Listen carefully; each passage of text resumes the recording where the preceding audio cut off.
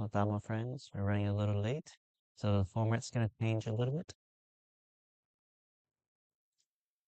Hello to our friends in the United States, in Canada, in in Australia, Australia, Bangladesh, Thailand, Laos, Cambodia, Cambodia, Sri Sri Lanka, Lanka, India, India, our our friends in Europe, friends in Africa, friends in friends in Australia, Australia, as as we we have have mentioned, mentioned, some some friends in friends in South South America. America.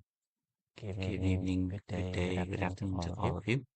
We're going to We're be going to be running running our our live stream a little differently, running a little late.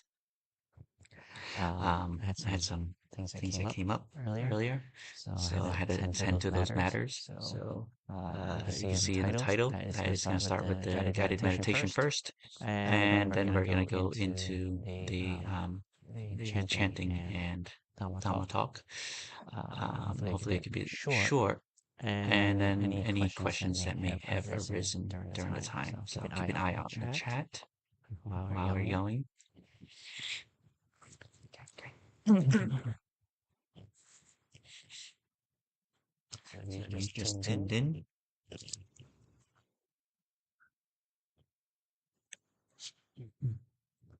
If you just tuned in, you can find yourself in a comfortable position. Seated. If you have a chair. If you're sitting on a chair, that's fine. At home. We don't have an audience today, so we're going to be kind of watching me. If you have a meditation cushion, you can put it underneath. And the good thing is to have your cushion push you up. So you want to sit towards the end of the cushion. It forces your knees to be pointed down, and this keeps your back lying up straight. Back. I should be turned the other way. Get things are mirrored. Your back, if you can have a straight back. So I'm maybe facing the Buddha. The Buddha statues here. To remind myself how to position myself. I should be facing this way. Facing you. Instruction. So our right hand is going to be over our left. This is going to be as close to your belly button as much as possible. I'm going to push back a little bit so you can see. Thank you. If you're sitting cross-legged, your legs are going to cross over each other. It's going to cut off some blood supply. So you may experience some numbness. So there are a couple ways to prevent the numbness. The first way is to do the Burmese lazy way. Burmese easy way. One leg, particularly your left, if you can. You want to tuck it in as close as you can to the middle, the midline, the groin. And your right will just be relaxed up here. So as you can see, there is the Burmese easy way. This still requires some flexibility, but it makes it a little easier. If you just haven't had flexibility, it actually does start to open up your hips. Again, you don't want some people like to go like this, which is fine too. It does help to open up the hips even more. The weight of the arms is relaxed will open up your hips. So if you don't have flexibility, you can experience some pain, and this can get you out of meditation. You'll be focused too much on the pain, and your concentration will be broken, most likely. So the thing is, you want to try to sit for 20 minutes, so that way it's not broken and not moving as much. There may be some fidgeting. So something, the pose that you have is the lotus, half lotus. So again, your leg is still there in the center line. Your right leg comes up and just rests on top of your left leg. Here is the half lotus. This is Shakyamuni Buddha's statue. Has him sitting in the half lotus pose. This is still pretty nice position. You're not going anywhere. It does require some flexibility. Again, if you don't have flexibility, sitting on a chair is fine. Elevated chair. If you're sitting on a chair, try not to lean back, as if you're leaning will tend to make you a little more tired, and it will affect your breathing. So the other thing is you can keep in mind a secondary pose. The secondary pose I like to tell people when they're here. If you're sitting on a cushion, it's a nice easy one. Just you can remove your right leg. So if you mindfully do that, you grab your right leg over, right leg swinging, and it comes over this way. And this is sitting to the one side, or what we call those mermaid pose. So this can relieve and alleviate some of the hip pain that you might experience. And you can sit here for some time and really, when you're done, you can bring it back. You can mindfully remind yourself how you're bringing your leg back. You can even look at the sensations. You can just breathe through it. Okay. So what we're going to do is we're going to be focusing 20 minutes of our time sitting in meditation, and we're actually going to focus on Metta, or loving kindness. So in loving kindness, I'm going to start this as I'm going to talk. So we're going to start with some deep breaths.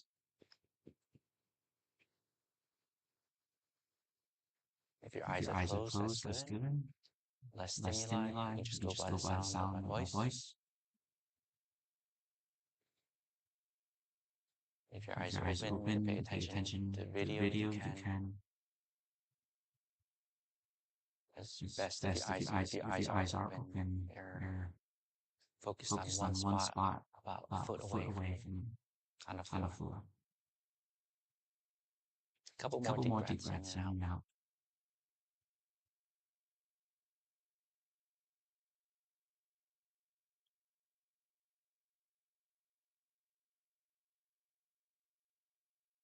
One more.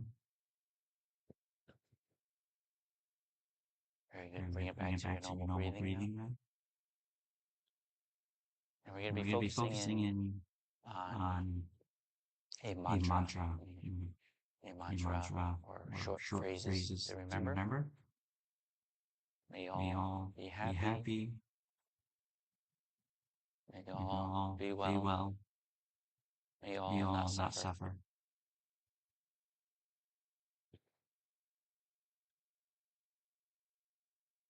Again, align it with your breath. Breathing in, may all. Breathe out. Be happy. May all be well. May all not suffer. And just going to keep going with this, not losing track. Keep cultivating this loving kindness, goodwill for all beings. One of the traps of loving kindness is that we tend to only give it to the ones that we know are close to our heart. And when we come to people who are outside of that circle, we find difficulty in giving that. So we're going to cultivate, break that wall, and allow for our goodwill to be for all people, all beings.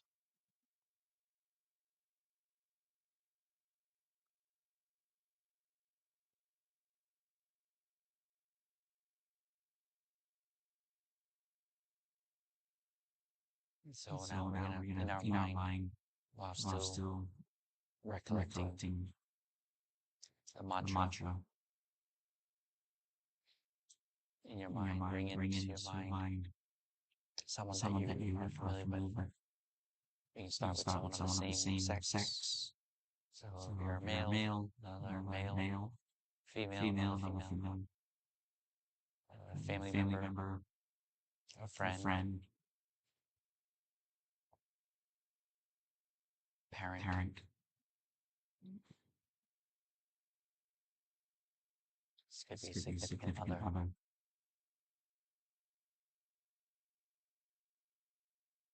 And you're seeing in your mind how they are, and you're smiling and laughing with you, enjoying your presence. As you tell them to be happy, you give them goodwill for them to be happy. May they get what they want. This would be happiness for them.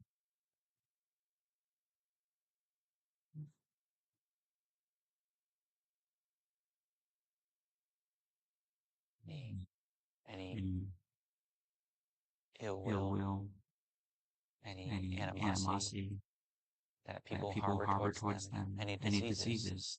You're wishing them well. So you wish this person wellness.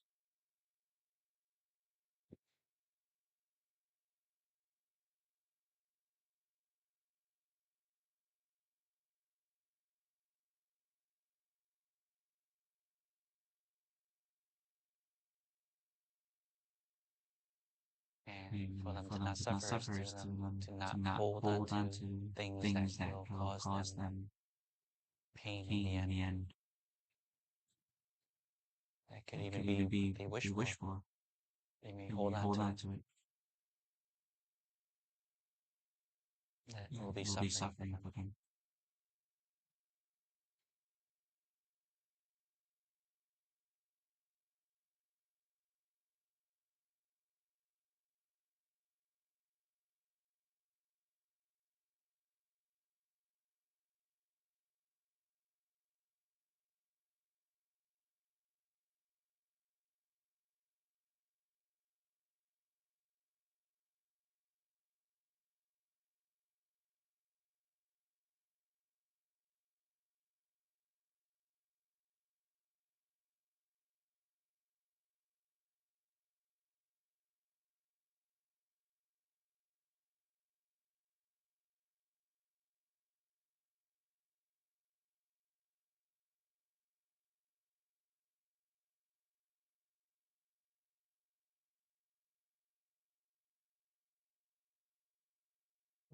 You can let them go in your mind, walk away from them in your mind, fade them away.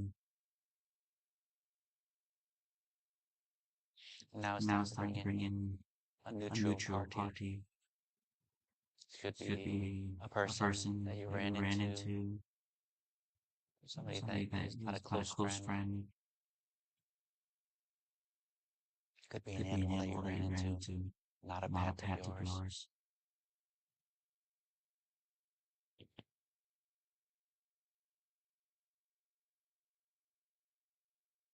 Could even be somebody that passed away. Somebody's grave that you passed by.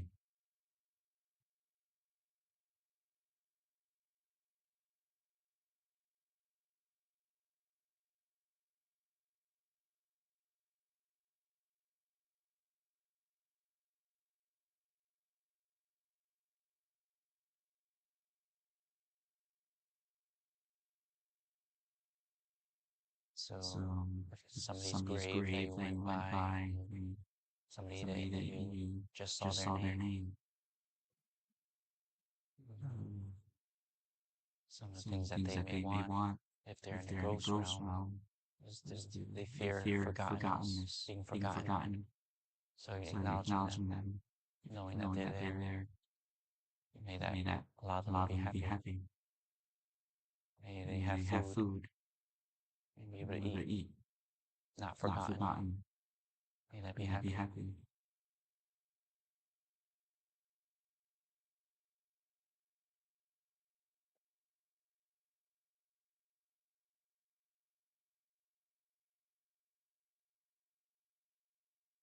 Even in the ghost realm, they may have to deal with others that are contending for food. So they may have animosity towards them from other ghosts. So may they be well. May they not be skinny and hungry. So this would be their wellness. And they're suffering, constantly craving something. So may they let that go. Be okay with what little they may get.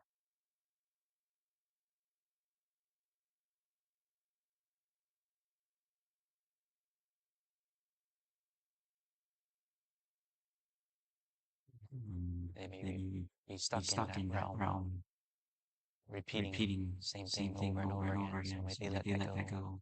Might be a place or a thing that they're attached to. Maybe let that go and go on.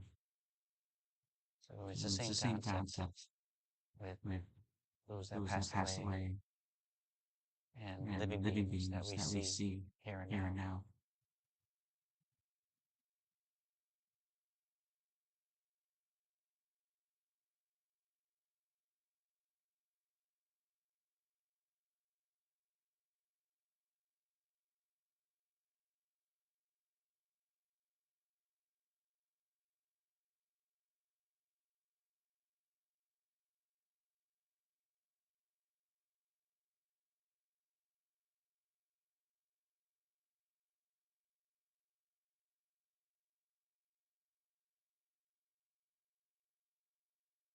It's time to let them go. Fade them from your mind. Fade the location from your mind. Fade the gravestone from your mind. Walk away from it. It's now time to bring in the third object, which is a challenging. This will help you develop compassion and forgiveness. So this is the challenge object. Is some person, some place, something that may have caused you some harm, caused other harm, something that you may see as an enemy, or hold a grudge towards, or have some kind of animosity towards. Even if it's a little bit, we keep developing this forgiveness for them. So we're not going to fall into the trap of only giving loving kindness to those that we love and hold dear.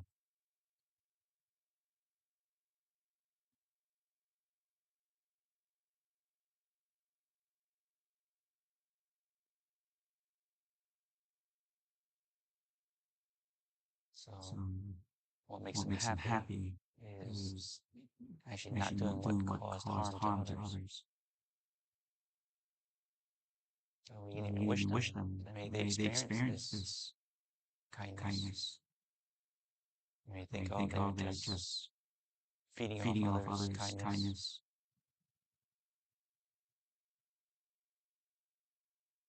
They're benefiting from people's misfortune because they're kind and this person is not.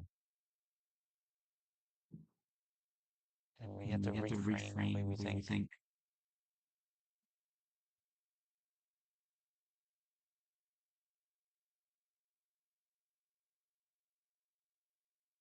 May they experience giving to others.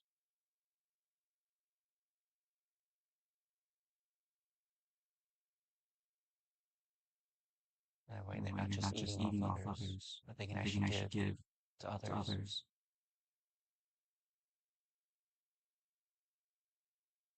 Maybe they hurt someone. We don't want to wish them more pain. So may they experience care from others. And if they take advantage of people's kindness, may this person experience caring for another. So you change the way you think. This is the start of loving forgiveness. Forgiving others.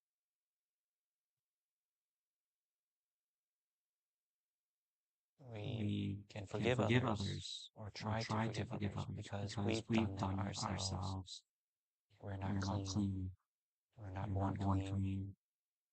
Everybody had a stain. We're all just learning how to wash it.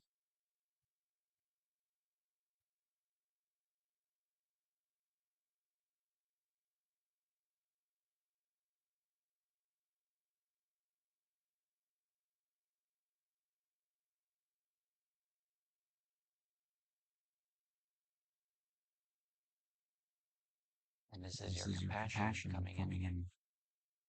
That compassion for them. They've done wrong. You've done wrong. You understand. You don't need to be empathetic, but understanding is compassion. Forgiving them to let go of that. Any hatred or animosity towards this being. Let it go. It's not worth holding on to.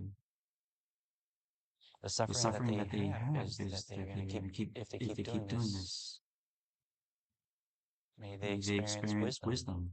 So they don't keep doing this, keep making bad karma, getting bad results, going into more miserable worlds.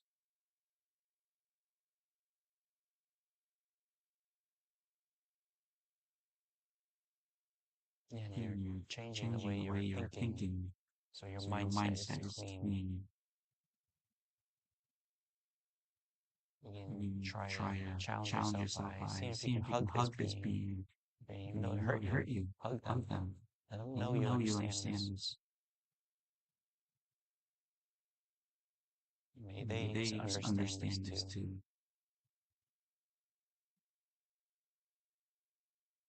You may be surprised that in the future, because of this loving forgiveness, they appear changed. You may notice it. It may not happen immediately, but it'll happen down the line because you've set the seed for it. Maybe it's time to let them go from your mind. This is the last object. It's yourself coming into mind. Whether it's 10 years ago, 5 years ago, 5 months ago, 5 days ago, whichever version of yourself you're coming into mind. Be happy, may I be well, and not suffer. It's the same concept.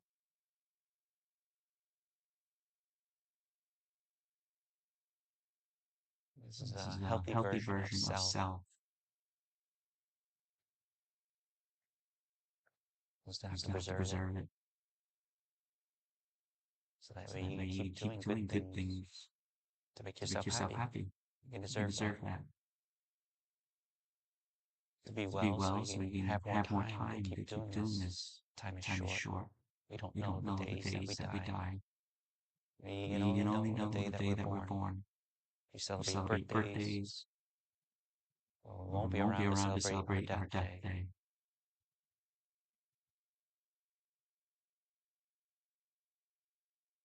So while we still have the time and the energy, we wish for this wellness, so we keep practicing.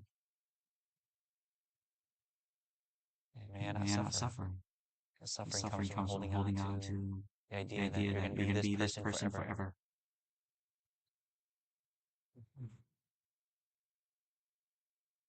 The idea that you have this thing that you work so hard to have, and it's yours, your possession, it's yours forever.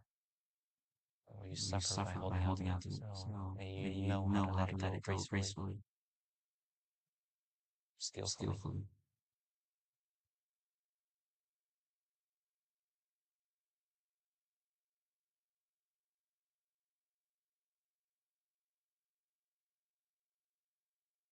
Maybe it's the version of yourself 5 years ago. Can't let go of the fact that you made a mistake. Let it go. Things change. You're changed already. You're here following Dhamma. You're here practicing meditation. It's not the same person you were before. Let that go. Whatever habits that you had, let it go. Be kind to yourself.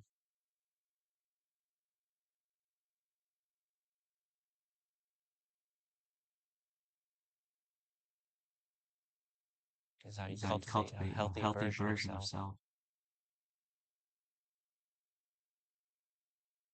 A healthy version understands how to let that go. Understands that the past is the past. So you need to look into the future to see where you will be, what you will be. Be content with this present moment. The joy you have, concentration, cultivating this metta for yourself and for all beings. The first bell will be coming. So when you hear it, tell yourself to slowly come out.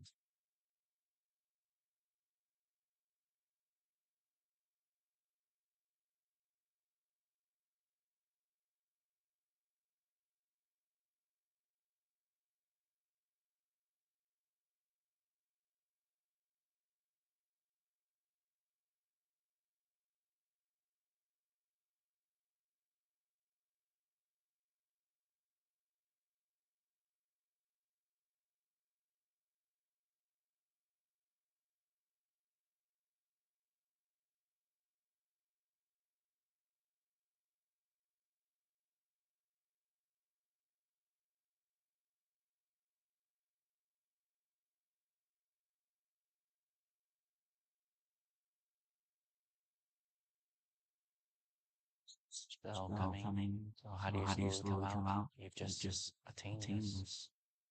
calmness in your mind, concentration factor. So when you're breathing out slowly, you're being aware of this breath out, slowly being aware of your body, starting with your feet and your hips. Give it a little shimmy, small. The next out breath, you may want to move your fingers a little bit, be more aware of your fingers, letting some light into your eyes. And the last out breath, and coming out, opening your eyes, taking in where you are, giving yourself a little smile, and content with this meditation that you just did. That was our sitting meditation, Metta, that you cultivated. Congratulations. We're going to start with our walking. So slowly coming up. If your legs have gotten numb, take some time.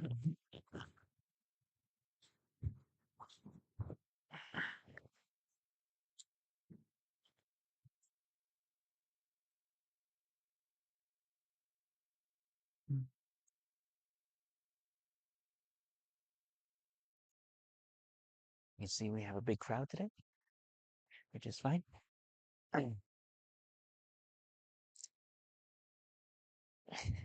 Because we have virtual crowd, which is fine. And the good thing about the virtual crowd is that they can come in at any point. I believe it's from here to there. You should be able to see me. Okay, 20 minutes.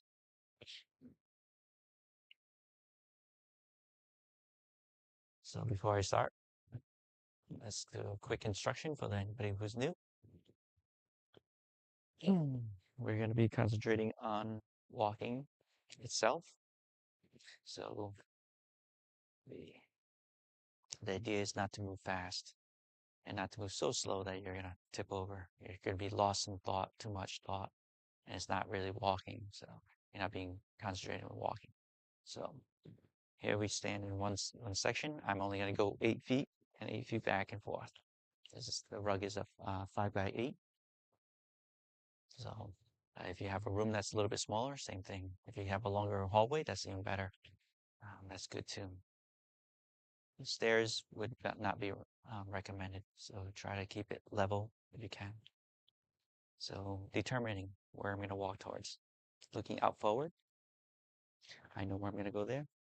Once I've determined that, I'm going to look downward about 4 to 5 feet in front of me. My hands can be in another place. So since I'm going to be in concentration, I want to keep it not from swinging all over the place. Just want to focus on my feet and kind of see it, not imagine it, but see it as I'm walking and really get the understand the in your mind's eye, your feet. It's not an imagination. You will actually pretty much seeing your feet, how they move. All parts of your feet, as your toes, your ankle, parts of your ankles, how it's flexed and contracted, your calf muscle, your knees. You can actually see all that. You're not imagining it. It actually comes to vision because you're actually using all parts of your mindfulness to be aware of what parts of your body is actually touching the ground. So now that I've determined this, I'm going to start by walking. I'm going to start with my right foot. So right foot up and it's coming down, heel to toe, stepping, left foot coming up, left foot stepping, right foot stepping, left foot stepping. You notice that I just called it out before I even stepped? Yeah, that is not actually being aware of the present moment. That's calling something that has not happened before. So that's not a present moment. So be aware of that.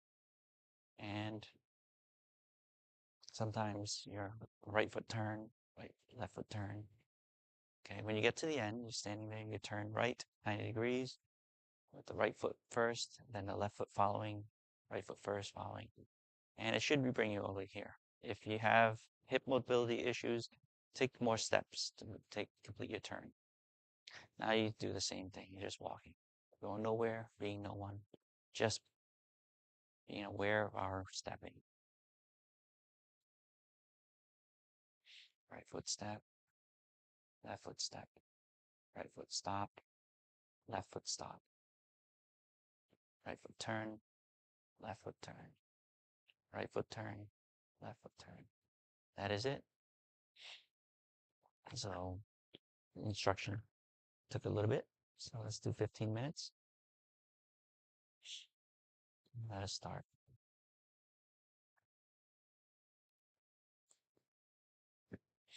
Okay. Right foot step, left foot step, right foot step, left foot step. Remember, it's not so fast, not so slow.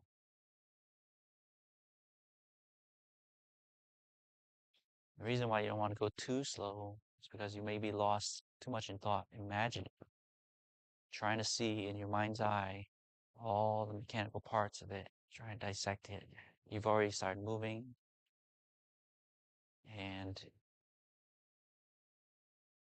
you're not seeing the whole present moment.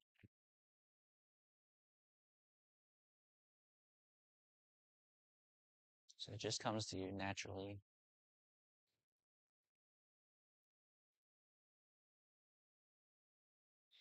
Some of us might want to step heel to toe. Some of us may want to just do planting flat foot, the entire of the foot down. See how that works for you when you do that. What happens, the way you walk. You can start noticing it in your body. Does it cause your posture to change?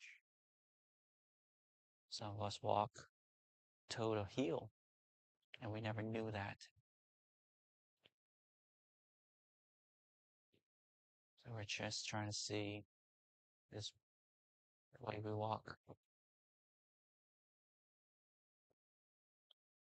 And it may bring some insight to why you're walking a certain way or feeling certain pains in your body throughout the day. But you don't want to get lost in that. That's backtracking, that's thinking of the future, that's making ideas up. So just be aware of your walking. Then you reflect upon it after. But right now you're focusing. The idea is to focus on the stepping and not lose track.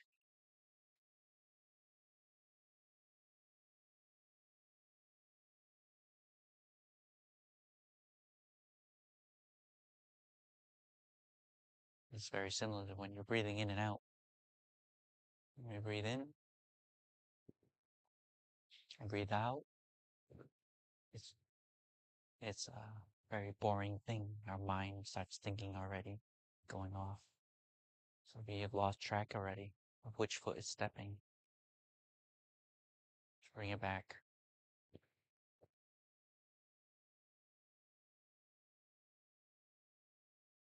A good thing for us to do is ask, was I mindful?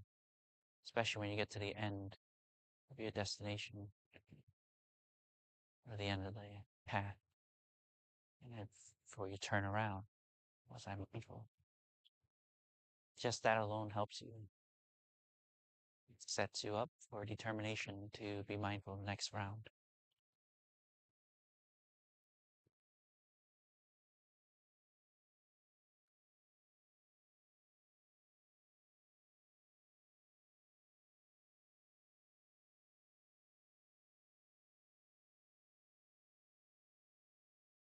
You might notice that as you're really focusing hard and trying to notice every little detail, your steps slow down. Just trying to notice all the details, to be with the moment there. And as you're slowing down your step, it affects how you lift up your legs too.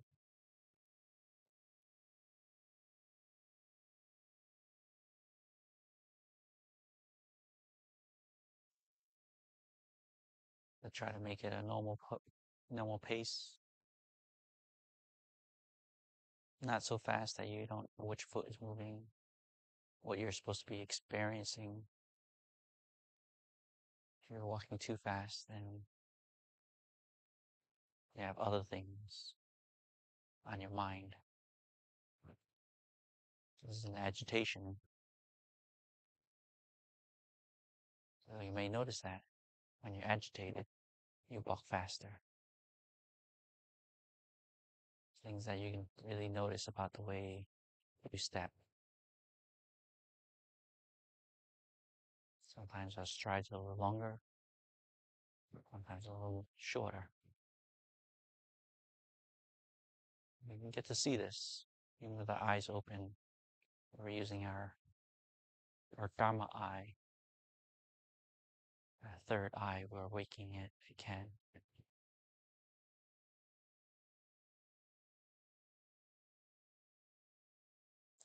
Losing balance, you can call it out. The left foot maybe losing a little bit of balance. Right foot might be losing balance. You just observe that. You don't need to think back why it happened. It's just an observation.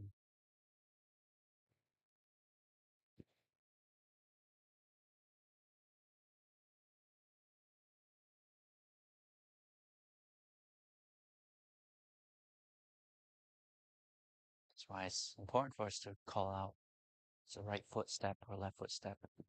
Even though we say it's a right foot, not every right foot that is stepping is the same. It's not in the same place.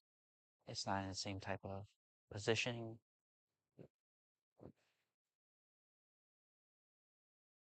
It doesn't always come down exactly the same way. It might be off by so many degrees. So everything's different.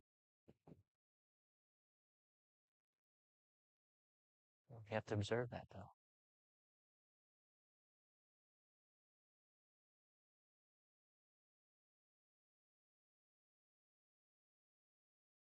You're feeling calm, sticking with this stepping. Rather than when you are off balance or so, might irritate your mind a little. Or maybe a song comes up in your mind. Can't seem to come out. This is called suffering.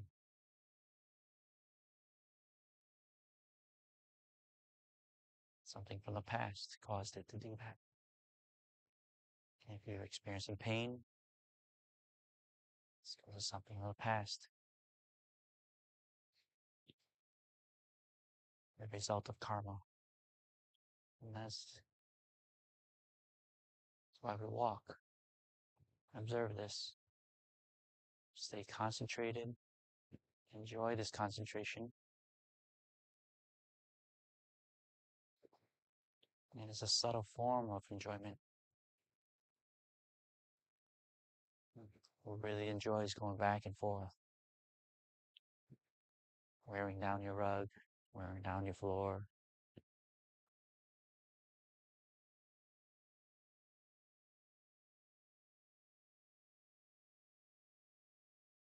Most people go out places to find enjoyment. Yeah, we're finding enjoyment, a subtle form of enjoyment, just by walking back and forth, observing how we walk,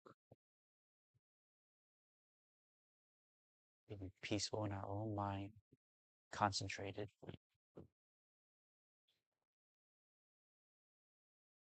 Letting go of things each time they come to your mind, whether it's thoughts, other senses of your body. You're just letting it go.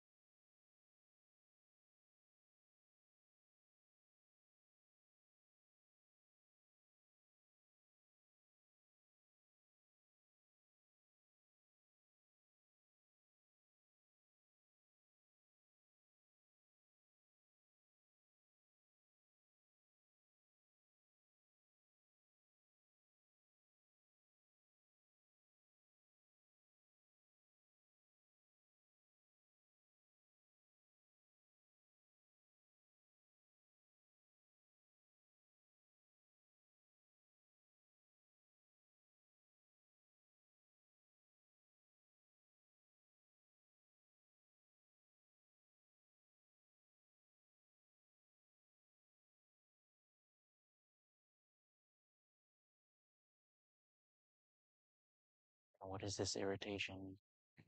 What's making you want to think about other things, but besides the walking, besides taking note on which foot is stepping.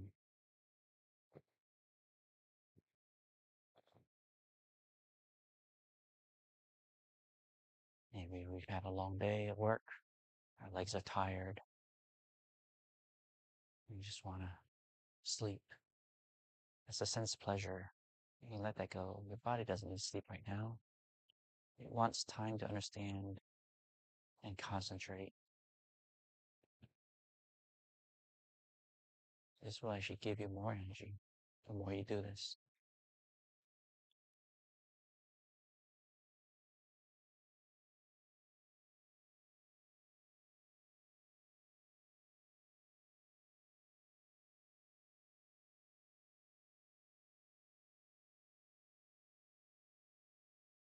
You see that when you go off and start looking at TV or YouTube, besides what you're watching now,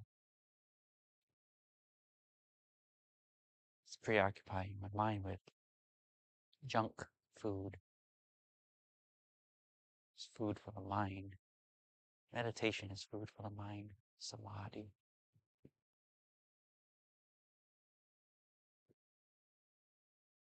It's a good form of nourishment. Therefore, it gives you energy. So be aware of this walking, right foot stepping, left foot stepping. Don't lose track of it. Really be with this.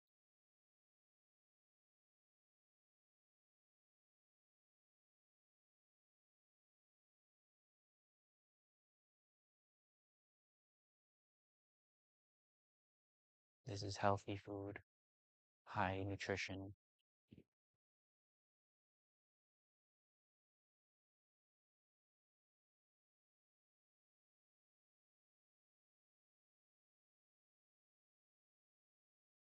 Each time you're aware of how your body moves, which foot is being where, recalling every single thing, how it's moving, it's nourishing you, giving you more energy.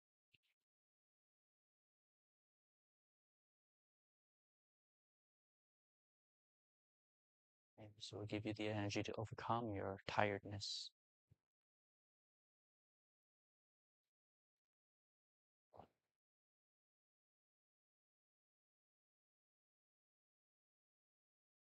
It's just like a child who has too much sugar. They're hyperactive. They have too much sugar, they crash. Same thing. Make your mind be so aware of every single thing that's going on, calling out every single thing that's happening. Whether there's a thought, a sensation, tactile sensation, a sound, smell, all those things, you'll notice pretty soon your mind gets so tired it just wants to just concentrate on right foot step, left foot step, right foot turn, left foot turn. That's it. Calm it down. Stay concentrated.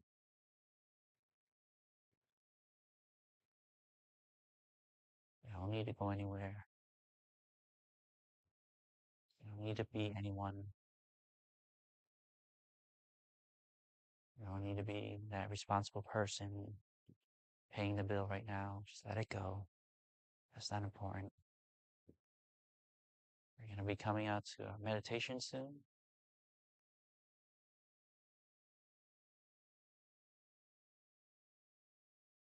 So when we get to an end point, let's do a couple more rounds.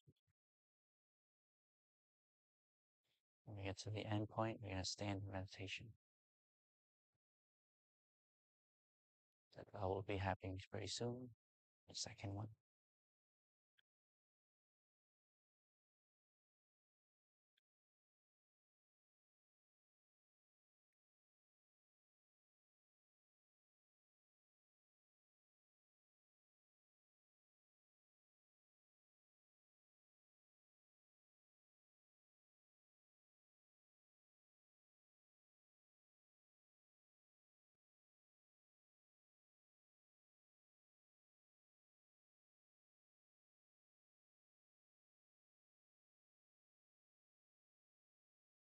Extending your meditation.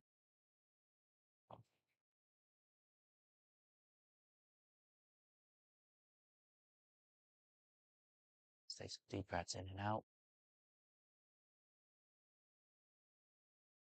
Being more aware of your feet while they're planted. Being aware of your posture. We're going to be coming out of meditation. Very good. Let's do our final puja for the meditation part. And we're going to go into chanting. We'll reverse.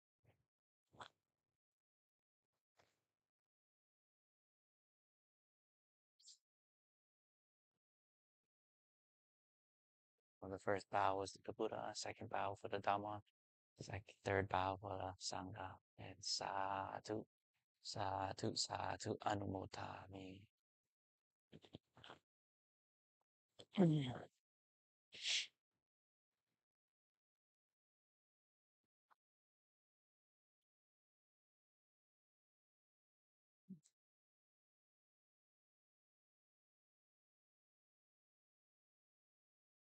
It's about 7:20.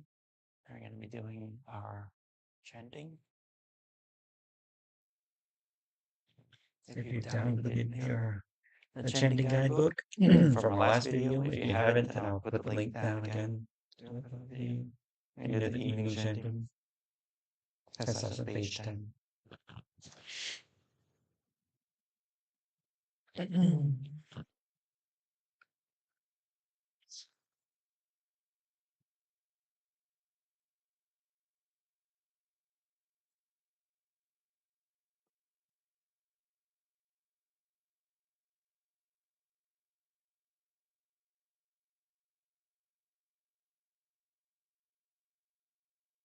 Idea. Devas listening. Samanta Jagavalesu Atra Gajantu Devata Satama Mui Ratsasa Sunantu Sakamo Gatham Sake Kame Tarupe Kirisikarate Chandalike Vimane Iperate Kame Tarufana Kahane Ke Awadu Mikede Homa Jayandu Teva Saratara Visame Yakakanta Patnaka Titanta Santikeyan Uniwara Vachanang Satu Ome Sunandu Amma Somanangaro Ayam Batanta Amma Somanangaro Ayam Batanta Amma Somanangaro Ayam Batanta Yoso Rakawa Arahang Sama Sambuddho Soakato Yena Bhagavata Thamo Subhadipano Yasa Bhagavato Savaga Sangho Nammayang Bhagavantang Satamang Sasanghang Ime sakare yatarahang aropite abhipusayama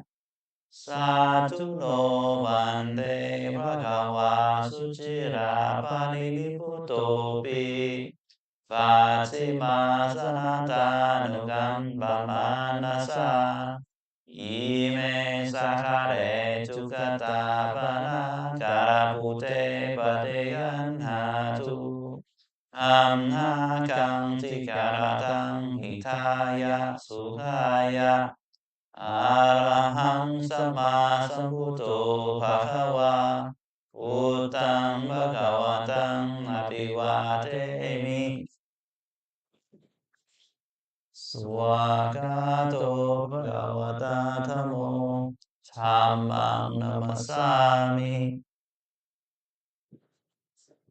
สุปฏิปันโนภะคะวะโตสาวกสังโฆสังฆังนะมามิ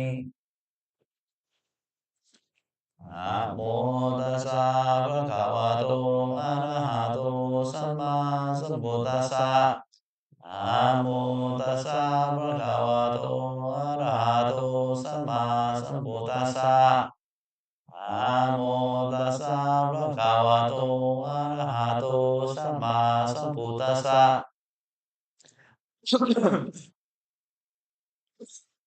อังโฆปนาภะคะวันตังเอวังกาลายโนกิติสัตโตอะภุคาโตอิติปิโสภะคะวะอะระหังสัมมาสัมพุทโธวิสัชจารณสัมปันโนสุขโตโลกาวิทูอนุตตรปุริสธรรมสารติสัทธะเทวมนุษย์สานังพุทโธภควาติพุทธวารันตาวรธาทิคุณาภิยุโธสุทธาปิญญาณคารุณาอิสมาคาทาโทโพเตสิโยสุสานตังกามรังวสุโรวันดัมมหังตมรนังศิรสาสินเนทังพุทโธโยสาปปานินังสารนังเขมมุตตมังฟาตมานุสติทานังวันทามิตังสิเรนังพุทธัสสะหัสสะมิทาโสวะพุทโธเมสามิคิสโรพุทโธทุกขัสสะคาทาตาจาวิทาตาจาหิตาสเมพุทธัสสะหังนิอาเทมิสารินังสิวิตังจิตังวันทันโตหังจาริสามิพุทธัสเสวสุโพธิทังนาทิเมสารนังอัญญังพุทโธเมสารนังวรังเอเตนะสาจวาเสนาวัฏายังสาธุสาสเนพุทธังเมวันธามเนนะยังบุญยังพระสุทังยิทาสาเปปิอันตรายาเมมาเหสุงตัสสะเตสัสสะกายเยนะวาจายะวะเจตสวะพุทเตกุขมังบะกะทังมายายังพุทโธปฏิคันหาทุอาจายันตังกรันตะเรสังวริตุงวะพุเตสวากขาโตภะคะวะตาธัมโมสันทิติโกอาคาริโกเอหิปัสสิโกโอปนัยโกปัจจตังเวทิตาโพวินยูยิติสวากขาตตาทิโกนายโยกาวาเสนะสโยโยมาคาปะคะปริยาทิวิโมคเพโทธัมโมคุโรคปัฏนาตถาริธาริวันธามังธรรมหรังวรธรรมเมทังธัมโมโยสาปภานินังสารนังเกมมุตตมังทุติยานุสติตานังวันธามิตังสิเรนังธัมมัสสะหัสสะมิตาโสวะธัมโมเมสามิกิสโรธัมโมทุกขัสสะคาทาตาจาวิทาตาจาหิทัสสะเมธัมมัสสะหังนิยาเทมิสารินันสิวิตังจิตังวันทันโตหังจริสามิธัมมัสเสวสุธัมมทังนาทิเมสารนังอัญญังธัมโมเมสารนังวรังเอเทนะสาจวาเสนาวัฏายังสาธุสาสเนธัมมังเมวัฏฐามเนนะยังบุญยังพระสุทังอิทาสาเปปิอันตรายาเมมาเหสุงตัสสะเตสัสสะกายเยนะวาจายะวะเจตสวาสัมเมกุกะมังบะกะทังมายายัง Thammo Vadikannhatu Ajayantam Garantare Sangvaretu Vatame Subhadipano Bhagavato Savaka Sangho Subhadipano Bhagavato Savaka Sangho Yaya Vadipano Bhagavato Savaka Sangho Sami Sivadipano Bhagavato Savaka Sangho Yaditang Cattari Purisa Yukani Ata Purisa Ugara Esa Bhagavato Savaka Sangho Aunayo Paunayo Takinayo Anchari Karaniyo Anutarang Punya Ketang Lokasati Satamaso Subadipati Kunati Yuto Yota Pito Arya Bukara Sankaseto Sila Titamna Bhavara Saya Gayatito Wanda Mahang Tamariya Nakanang Susutang Sangho Yosa Babaninang Saranang Ke Mamutamang Tatiyadusatitanang Vandamitam Sirenaham Sanghasahatsa Mitasoa Sangho Mesa Mikisaro Sangho Tugatsa Katata Ja Vitata Ja Itasame Sanghasahang Niyatemi Saridan Sivitan Chitang One hanto hang charisami sanghaso patipanatang nati me saranang anyang sangho me saranang varang etena sa javasena vatayang satu sasane Sangkang me wantamanena yang bun yang pasutang ita sapepi antaraya me maye sung tasate satsa ayena wacaya waceta sawa sangke kutamang bakatang mayayang sanggo badikan hatu ajayantang garantare sangvade tungva sangke. Now let's do the reflections on the requisites or monastics.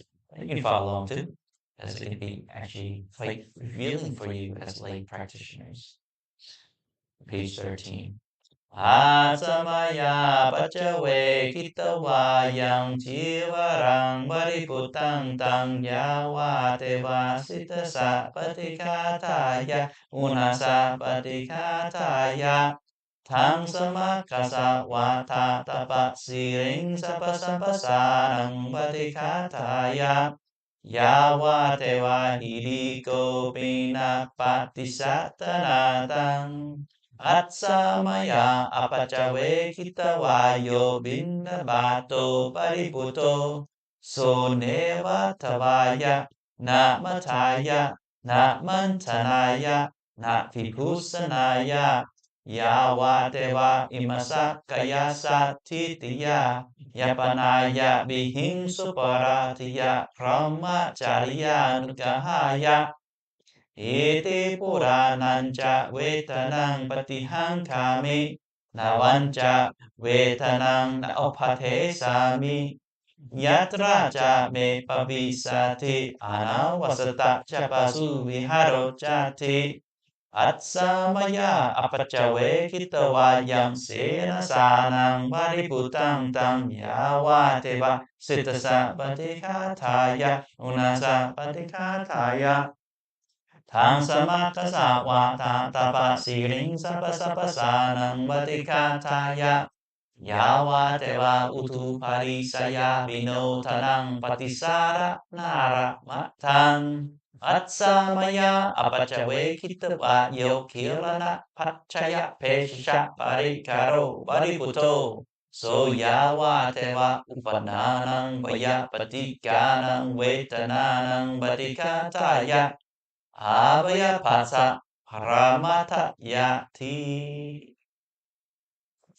For me, this is a no Kosuda day. This is a Vansing Noi. It's a half moon. So I'm going to be doing the 10 frequent reflections on page 15. Thāsa ime bhikkhave dhammapapasitena apinang paccavekitapa hatametasa. Those who have gone forth should frequently reflect upon these 10 things. And which 10? Vevaniyami ashubhagatoti. I have left the social order. Parapati patame sivikati. My life needs the support of others. Anyome akapo karaniyoti. I must change the way I behave. Kachinukome antasilato na upavantiti. Can I fault myself with regards to the precepts? Kachinukomang anuvicha vinyusa pramatsari sirato na upavantiti. Can my observant fellows in this holy life, on close examination, fault me with regards to the precepts? Sapehi me piyehi manapehi nana pavovina pavoti. I will grow different, separate from all that is there, and appealing to me. Kama Sakomi, I'm the owner of my actions. Kama Tayato, I'm the heir to my actions. Kama Yoni, I am born upon my actions. Kama Pantu, I'm related to my actions. Kama Patisarano, and will live dependent upon my own actions. Yang Kamangkari Sami Karayanam Wapapakang Watasatayato Avi Samiti. Whatever I do, for good or for evil, to that I will fall heir. Katamputa sa me ratintipa vitipatiti. What have I become? What am I becoming as the days and nights pass by? Kachinukohang sunyakare apirami mati. Is there an empty dwelling on which I delight? Atinukome utari manusatama aram ariyayana tasana viseso atikato. Soham pasime kare sapramachari hiputo namangkupavi samiti. Have I attained a superior human state, a truly noble knowledge, and vision such that when my fellows in this holy life ask me near the hour of my death, I will not feel ashamed? Ime kopi kare tasatama bapasitina apinam paccavekitapati. These are the 10 things on which those who have gone forth should frequently reflect upon. Let's do the Magga Vibhaṅga Sutta. Let's find that.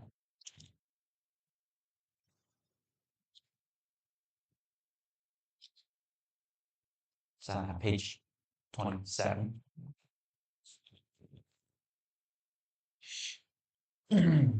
Yevang me sutang ekang samayang bhagava savatiyang viharati satawane ananda bindikasa arame natrako bhagava piku amantesi bhikavoti patande te piku bhagavato pachasosang bhagava etadoja Ariyang bo bhikkhave adangikang makang te sisami vipassisami kang sunata satukang manasi karota pasisami ti evam pandeti kote bhikkhu bhagavato pachasosang bhagava etata bocha Adamocha bhikkhave ariyo atangiko mako sayatitang sammatiti samma sangkapo samma vaca samma kamato samma atsivo samma vayamo samma sati samma sammati Atamacha bhikkhave sammatiti Yang ko bhikkhave tuke yanang tuka samudaya yanang tuka nirote yanang tuka nirota kamaniya patipataya yanang ayang vojate bhikkhave sammatiti katamocha bhikkhave samma sangkapo yoko bhikkhave nekama sangkapo Abhayapata sangkapo, abhihingsa sangkapo, ayang ujati bhikkhave samma sangkapo, Gatamo cha pikave samma vacha. Yako pikave mutsavata veramani. Pisunaya vachaya veramani. Harusaya vachaya veramani. Samparapalapa veramani.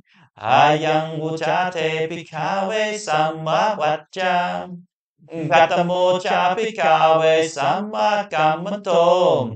Yako pikave piṇḍabāta veramani. Attanatana veramani. Apramacharya veramani. Ayang vucate pikave samma kammato. Gatamo cha pikave samma atsipo. Yetha pikave ariya savako mitsa asivang pahaya.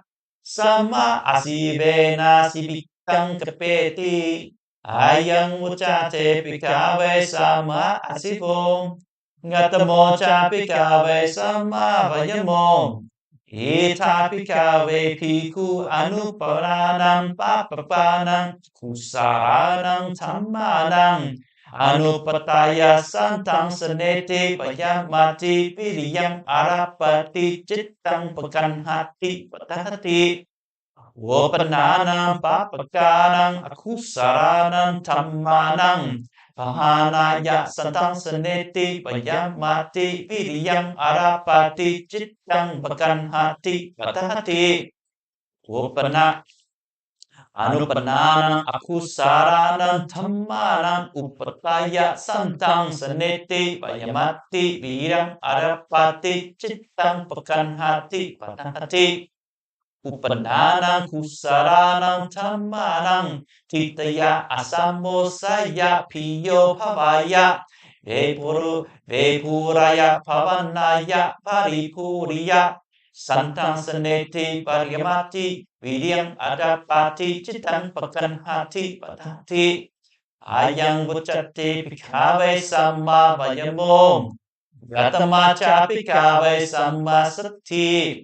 Yeta pikave piku kaye kaya nupasi viharati atapi sampasanno sattama vanaya roke apisya tomanasang. Vetanasu vetananupasi viharati atapi sampasanno sattama vanaya roke pisya tumanasang. Citte citanupasi viharati atapi sampasanno sattama vanaya roke apisya tumanasang. Tamme suttama upasi viharati atapi sampasanno sattama vanaya roke apisya tumanasang.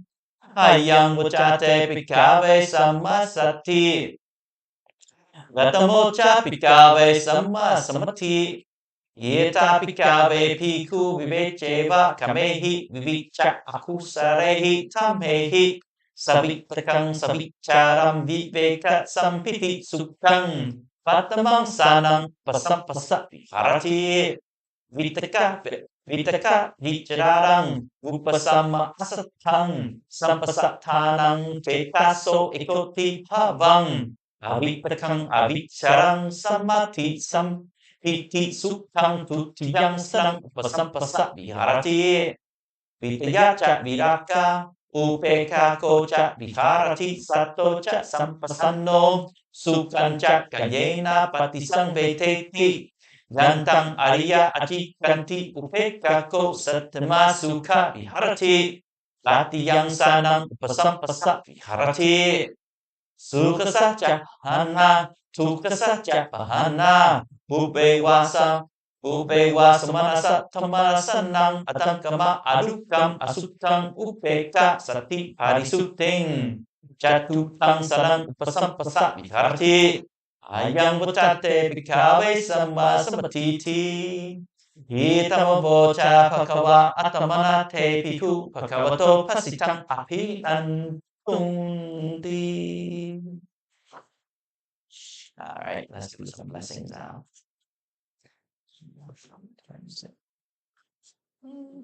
Okay, let's do our Maṅgala Sutta blessing, and one that we haven't done, which is over on page 36.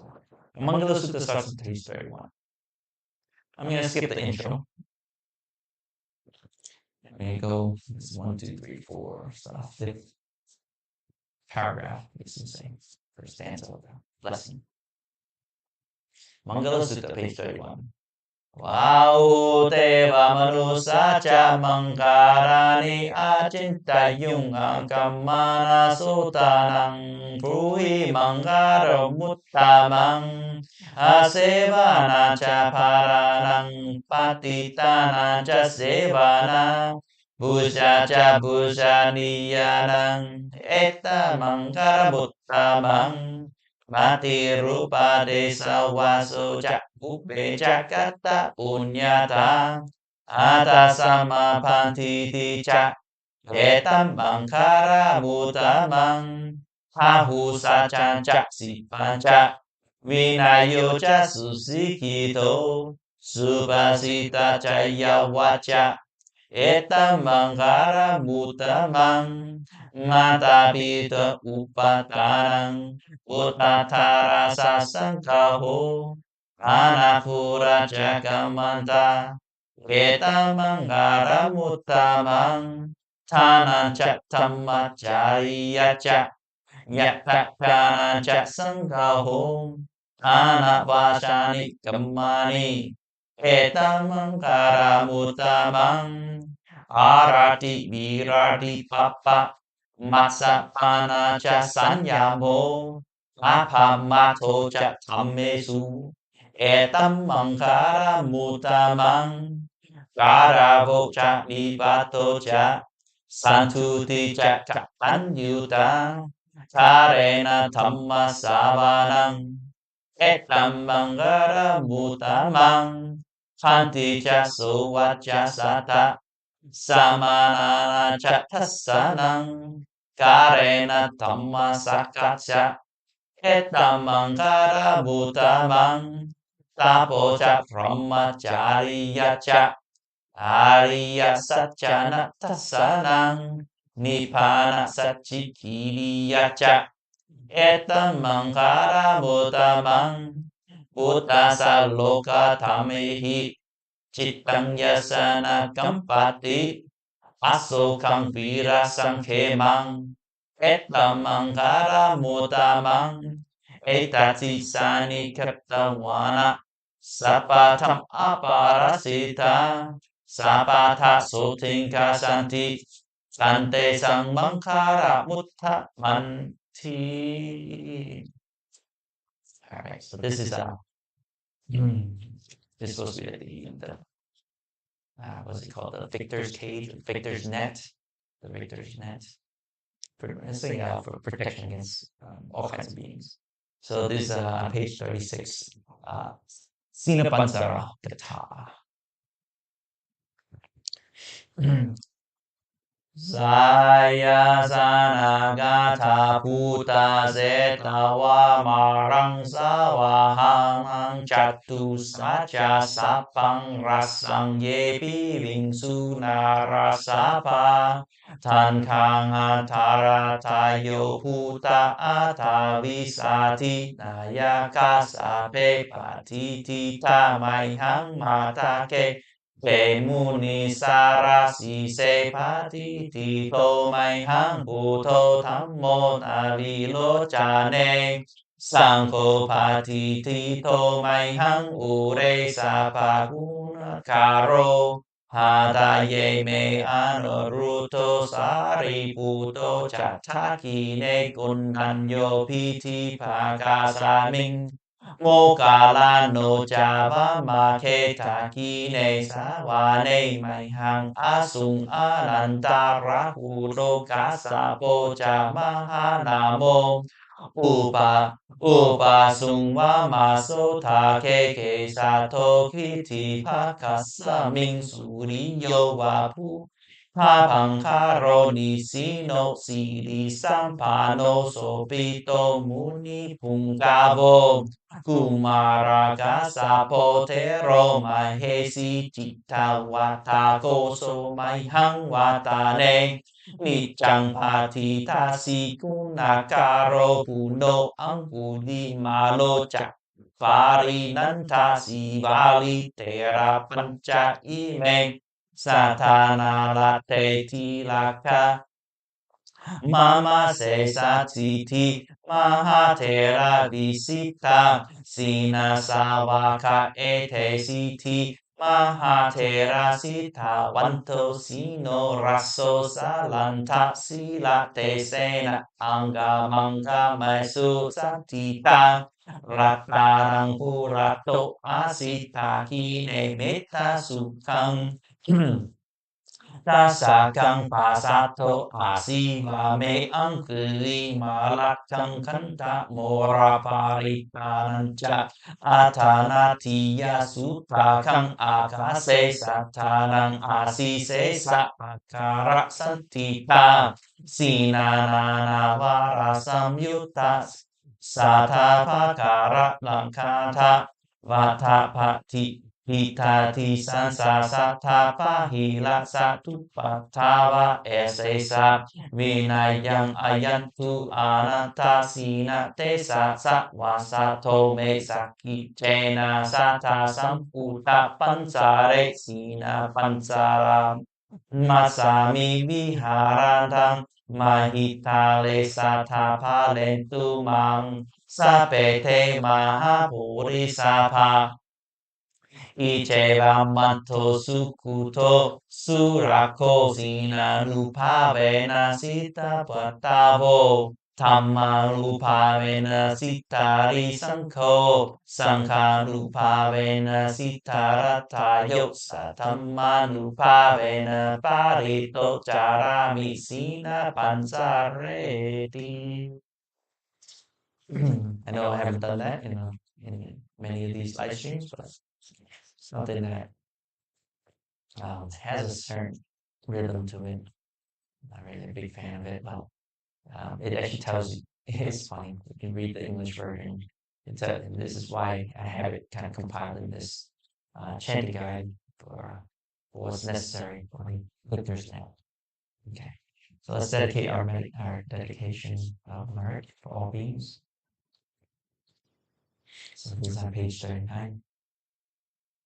May all beings, without limit, without end, have a share in the merit made just now, and in any of the merits I have made, those who are dear and kind to me, beginning with my mother and father, whom I have seen or never seen, and others neutral or hostile, beings established in the cosmos, the 3 realms, the 4 moods of birth, with 5, 1, or 4 aggregates, wandering on from realm to realm.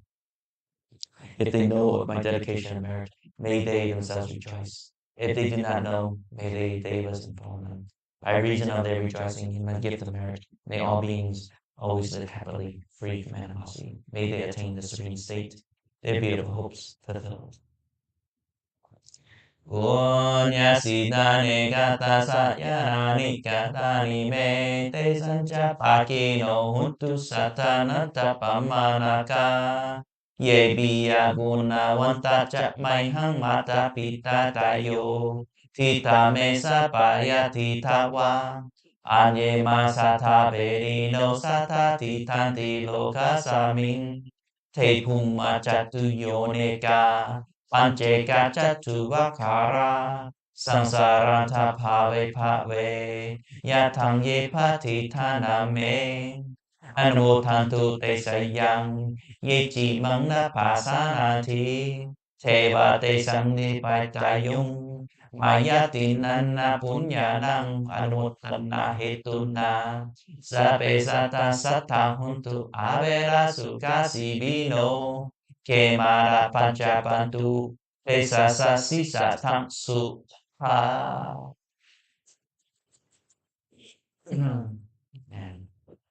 And on page 42, very bottom, last 2 formal. The formal and informal taking leave. Okasada, วันทาวิพันเปเจติยังสาปังสัพพทาทาเนสุปฏิติตังสานินิกันทาทุไมหาโพธิภูตโรปังสัตราตังสัทธากายสาวาจาสามนสาเจบวันทาเมเตกตากเตสยาเนอาสาเนทาเนขมาเนจาภิสัพพะทาอุกาสาวันทามิปันเตสาปังอปาราจังธรรมะเมปันเตมยากตาปุญญังสามินาอนุโมทิตาตังสามินากตังปุญญังไมหังทาตาตังสาธุสาธุสาธุอนุโมทามิพุทธังสรณังคัจฉามิธัมมังสรณังคัจฉามิสังฆังสรณังคัจฉามิทุติยัมปิพุทธังสรณังคัจฉามิทุติยัมปิธัมมังสรณังคัจฉามิทุติยัมปิสังฆังสรณังคัจฉามิตติยัมปิพุทธังสรณังคัจฉามิตติยัมปิธัมมังสรณังคัจฉามิตติยัมปิสังฆังสรณังคัจฉามิ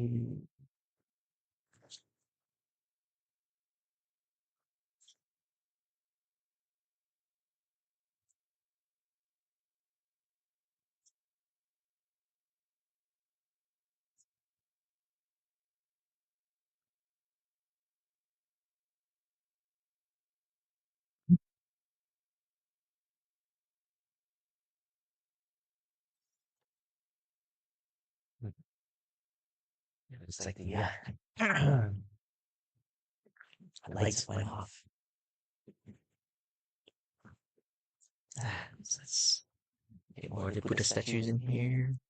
Okay, very good. Very good. So, much apologies for running late. Some things did come up. So, now that the chanting is done, we're doing some. I did have 2 questions to come up. Probably more than that, but just the ones I remembered. I do have a nice little Dhamma to kind of listen to. We can listen to it. We already did our meditation. So we can use this to reflect upon our meditation too. So let me start. Namo tassa bhagavato arahato samma sambuddhassa. Namo tassa bhagavato arahato samma sambuddhassa. Namo tassa bhagavato arahato samma sambuddhassa. Buddhang dhammang sanghang ganuttara upasayang apasami. So, this, I started recalling some of the things I did in the past. And I was young, in high school days started coming into my mind. I had actually just come back from living in Massachusetts, and we moved back to Rhode Island. So I started recalling that time. And I was like, what, 13, 14? 14, 15. And I started liking women, girls, and one of the things that friends told me is, if you want to get girls, you gotta join the high school teams, sports teams. So I joined the track team because I heard that was a lot of girls there, and I saw this one girl that's in the track team. I kind of had a liking to her, so I figured getting in the track team would be good. So, and plus my gym teacher, the track coach, was like, "Oh yeah, you're pretty fast," so put me on the sprinting team. It's a long distance team and a sprinting team. So he's like, "Oh, you do sprinting." And I had a pretty good time with my was it the 100-meter dash? But he was like, you know what, you can do like like long distance. It's kind of like a distance short sprinting, long distance sprinting, I guess you can say. So one of the first events was like the 100-meter was easy, 50-meter was easy. Okay, but then he put me on the 400. It's like, all right, let's do indoor track. It's outdoor. He said you probably don't have strength in outdoor, so let's do indoor track. Like, yeah, doing the indoor track team. I did a couple, you know, couple meets, and after that, I was like, I'm not doing this anymore. And what happened? So one of my first races in the meet, as I thought I was doing like the 50 and 100 meters, I had pretty good. I was able to stick with a lot of people. Um, Actually couldn't win those meets, but I stood pretty close to a lot of them. But he wanted me on the long distance version, so like 400 meters, and uh, I, that first 400-meter race, I was in CCRI. There was a big crowd of people, and I was like on the outer lane, on the far outer lane. Everybody's on the inner lane, and like, hear the gun, boom, get off the blocks, start running, and I'm sprinting and I'm putting all my effort in because I'm at the far end. I don't see anybody. I'm like, oh, this is pretty easy. I'm going pretty fast. And I start catching people on the side. My peripheral vision now, they start catching up. I'm like, whoa, okay. So I start pushing harder. And I'm within the first lap. That's like 100 meters right there. Second lap, I'm already burnt. I can't. And these guys are passing me. They're lapping me now. I'm like, oh, third lap, I barely made it, and then the fourth lap, I was just walking. I was completely done. I couldn't figure it out, and I was like, it was the slowest time. It just couldn't make it. Um, and thinking about that, reflecting on the past, it really made me reflect on some of the teachings that Buddha mentioned about how his teachings are gradual. It's slow. It's meant for a long haul. Um, a lot of times we get so inspired by some of the teachings that we read in the suttas, and um, we think that we are on the same level. We don't realize that these many of the monks that were inspired by the Buddha, even just the regular people being born at the same time in the same location as the Buddha, within the area of the Buddha, they've had many lifetimes that they spent practicing just to be born. Satu, satu. And appreciate you joining in. And this is very interesting because, um, his first 5 students, they were already practiced, well-accomplished meditators who, after hearing the first discourse, one of the five became a Sotapanna. And taking in the second teaching of the Buddha, all five became arahants. So it's like, okay, I hear sutta, I read the sutta. It's like, oh, okay, I want to be an arahant.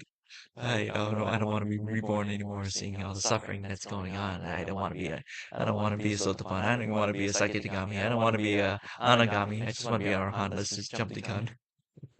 It's just like that.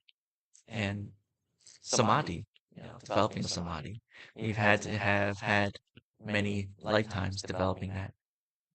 So it is difficult, but once we do it, it's supposedly supposed to be easy. We hear of many meditation teachers and ajahns and from many different locations. They're teaching how to be in samadhi, in this concentration. And when we look at the teachings of the Buddha, these samadhi, in order for it to be easy, we got to have a good foundation. It's just like putting up a house. If your foundation is very solid, the rest of it goes up easily. And that's how it is. So what are foundations? Foundations of meditation. In the easy sense, it's the three base practice of generosity, giving, moral conduct, and mental cultivation. For us as monks, it starts with moral conduct first, then into concentration, getting wisdom. Sure, but we look at that and say, all right, that's the foundation, supposedly. Well, what is right? What's really wrong? You can see that in the temple. When we come into the temple, you get to see this practice. There's different levels of practice. People coming in, and some people they come into these Uposa day. It's a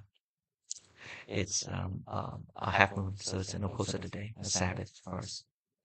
So some people they take on the 8 precepts on a full moon day, or a new moon day, or even on a day like this. They're like, all right, I'm gonna uphold the 5 precepts, or I'm gonna uphold the 8 precepts. They take the 8 precepts, not even an hour into it. Not even an hour into it. Walk away, took it in front of the monks. The monk gives you the 8 precepts of 5 precepts. Off they go, drinking, drinking alcohol off to the side. The monk doesn't see me. They're in a temple, they're still doing it. Or they're gonna sneak in a meal. It's already after the time eating. I'm gonna sneak in a meal. And even monks do it too. There was a time I heard of some little novices there. I was like, I'm a novice too, so I get hunger urges too. Little kids, they they order pizza. They're hiding out hiding out in the woods. They order pizza. Somebody's delivering pizza. Like, who wants to order pizza? They find out it's the little monks, the little novices. So it happens. It happens. So it's like, oh, that's wrong. It's wrong for them to do that. It's supposed to be right to uphold the precepts. So what's right? What's wrong? We get to see this here. That sometimes even just being overly devoted. That's like, oh, you're too overly devoted. You're not reading enough. You're doing too much chanting. You see, some people say that I don't chant enough. I don't have a lot of chants. I don't put a lot of parittas. I'm not devoted enough, maybe. Or I'm too much into the suttas. Some people say, oh, too much into the suttas and you're not doing devotion. Even the practice in the temple here, there's a lot of traditional practice are here too. So, some people, they don't do enough of the practices of the tradition, and they're more into, meditating. They don't do enough chanting together here. Even we have overnight retreats. It does happen. Some people stay in overnight retreats, and the chanting is not part of the practice for them. There's all different levels of practice. This is why the Buddha said his teachings are like gradual, like the shelf of the ocean. Starts off very slowly. The ocean, you hit the water, you go deeper and deeper. You go out there. Maybe if during low tide, you're going out there. You can see Block Island. Oh, sorry, those in Rhode Island. There's an island out there. You can see from certain parts, about 13 miles away from the shore, and on low tide, you can walk out there a good from hundreds of feet, and you're only waist deep because you're hitting sand dunes. You're up there, and you can get some deep parts after that. So you can see it out there, and you go out further and further, and you keep going out there. It gets deeper, a little bit deeper. It's like that. And you keep going, it's deeper and deeper. Okay, but then at some point, maybe 5, 10, 15, 20 miles after where the shore of the beach is, it just drops. You get to the shelf, off the shelf, and that's like the ocean shelf. It just gets deep, 100, maybe 50 miles out, 100 miles out, and it just drops thousands of feet after that. So it's going gradual. That's the way of the teaching of the Buddha. So what's right? What's really wrong? It's I can't even see this. Any Theravada. I'm a Theravada monk. I also have interacted with Mahayana monks. We have a Korean Zen center only a few miles from here. It's like 10, 15 minutes riding, drive from here in Cumberland. And I've interacted with them. I've actually sat and meditated with them. And they're respectful, and I'm respectful of them back. It's very interesting. You say the Mahayana practice, it's not strict with the Vinaya or the monks' practice. But it opens up. Many people go there devoted to practice meditation. You learn about Dhamma. And here, they used to call the Mahayana, we call it Hinayana, or the small vehicle, the small boat, because we're very strict on the rules. It's all about the rules, all about the rules. Monastics are people. But is it really? So we don't know what's really right or wrong, but it's the heart of the practice. That's it. It's the heart of the practice. What's inside the heart of it. I done some walking and doing my piṇḍabāta and thinking about it. And the Mahayanas, they have a lot of people. They've got a lot of people from different walks of life into the practice, knowing about Buddhism. The heart of the practice, it is about people, bringing people.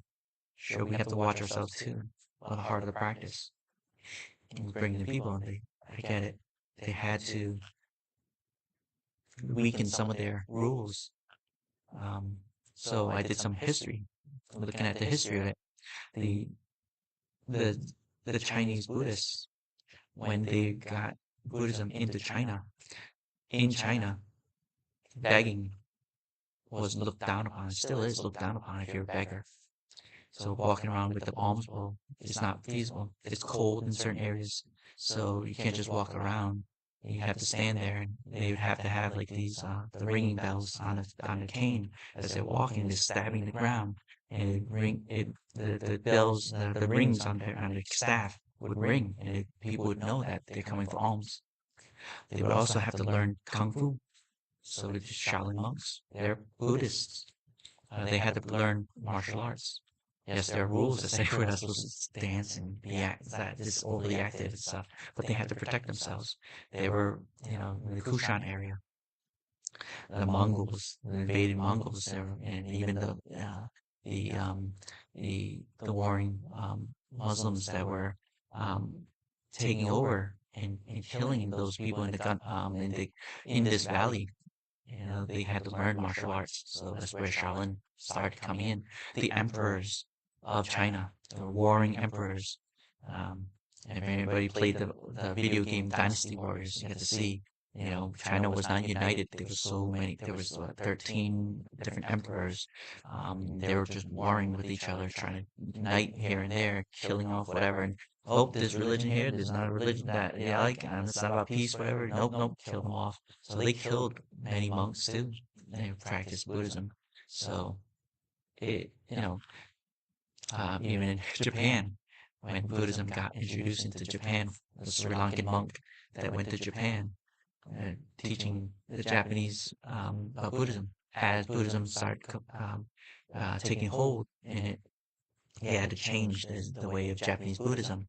And so now Buddhist monks have to marry. They actually have to marry. In order to keep certain lineages and to keep the religion still in with the royalty, so the royalty doesn't kill them off. And so things have to happen. So the rules may have to leave. But the heart of it, getting the people into Buddhism, was there. So the heart of practice, even in Theravada, is to, yes, stay within the monastic code, practicing as best as you can within the monastic code, not just dropping the code at all, but trying to practice as much as possible, being wise to it, and then spreading to the rest of the people. That's the heart of Buddhism, and you get to see that. Very interesting. The thing is, we end up burning ourselves out if we try to do one way or another too fast. Trying to stick to the rules. There's 13 tatangas, or very strict ascetic rules. I'm going to try all of them out, put everything in there. And we try to do every single rule as much as possible. We burn ourselves out without carefully reflecting upon this here, having a strong base. What is the strong base? So once you start doing all those rules and you start trying to apply all those rules to yourself and saying, I got to do those 227 rules. There's more than 227 monastic rules. 311 none rules. Those rules, that's a lot. Can you uphold all of them?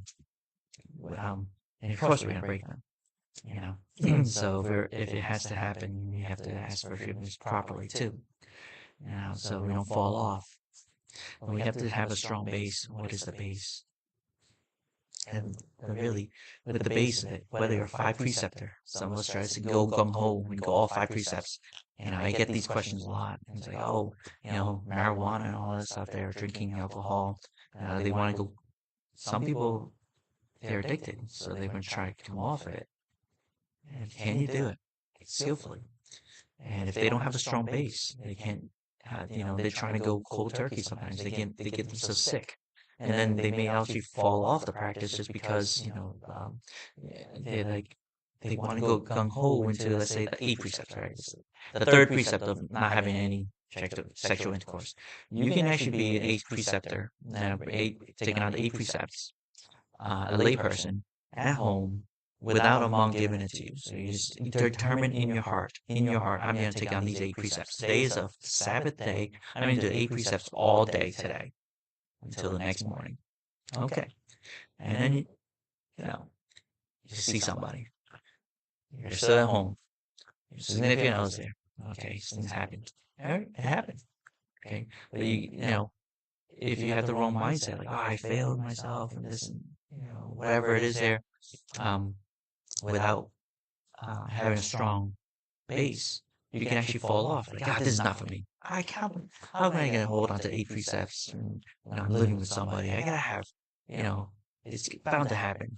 Or I'm around people who drink and they have smoke marijuana. It's only marijuana. It's legalized here in Rhode Island. It's legalized in Massachusetts. It's legalized in Connecticut. So all around it's all legalized. So whoever you're around, it's all marijuana. So what do? You gotta figure that out.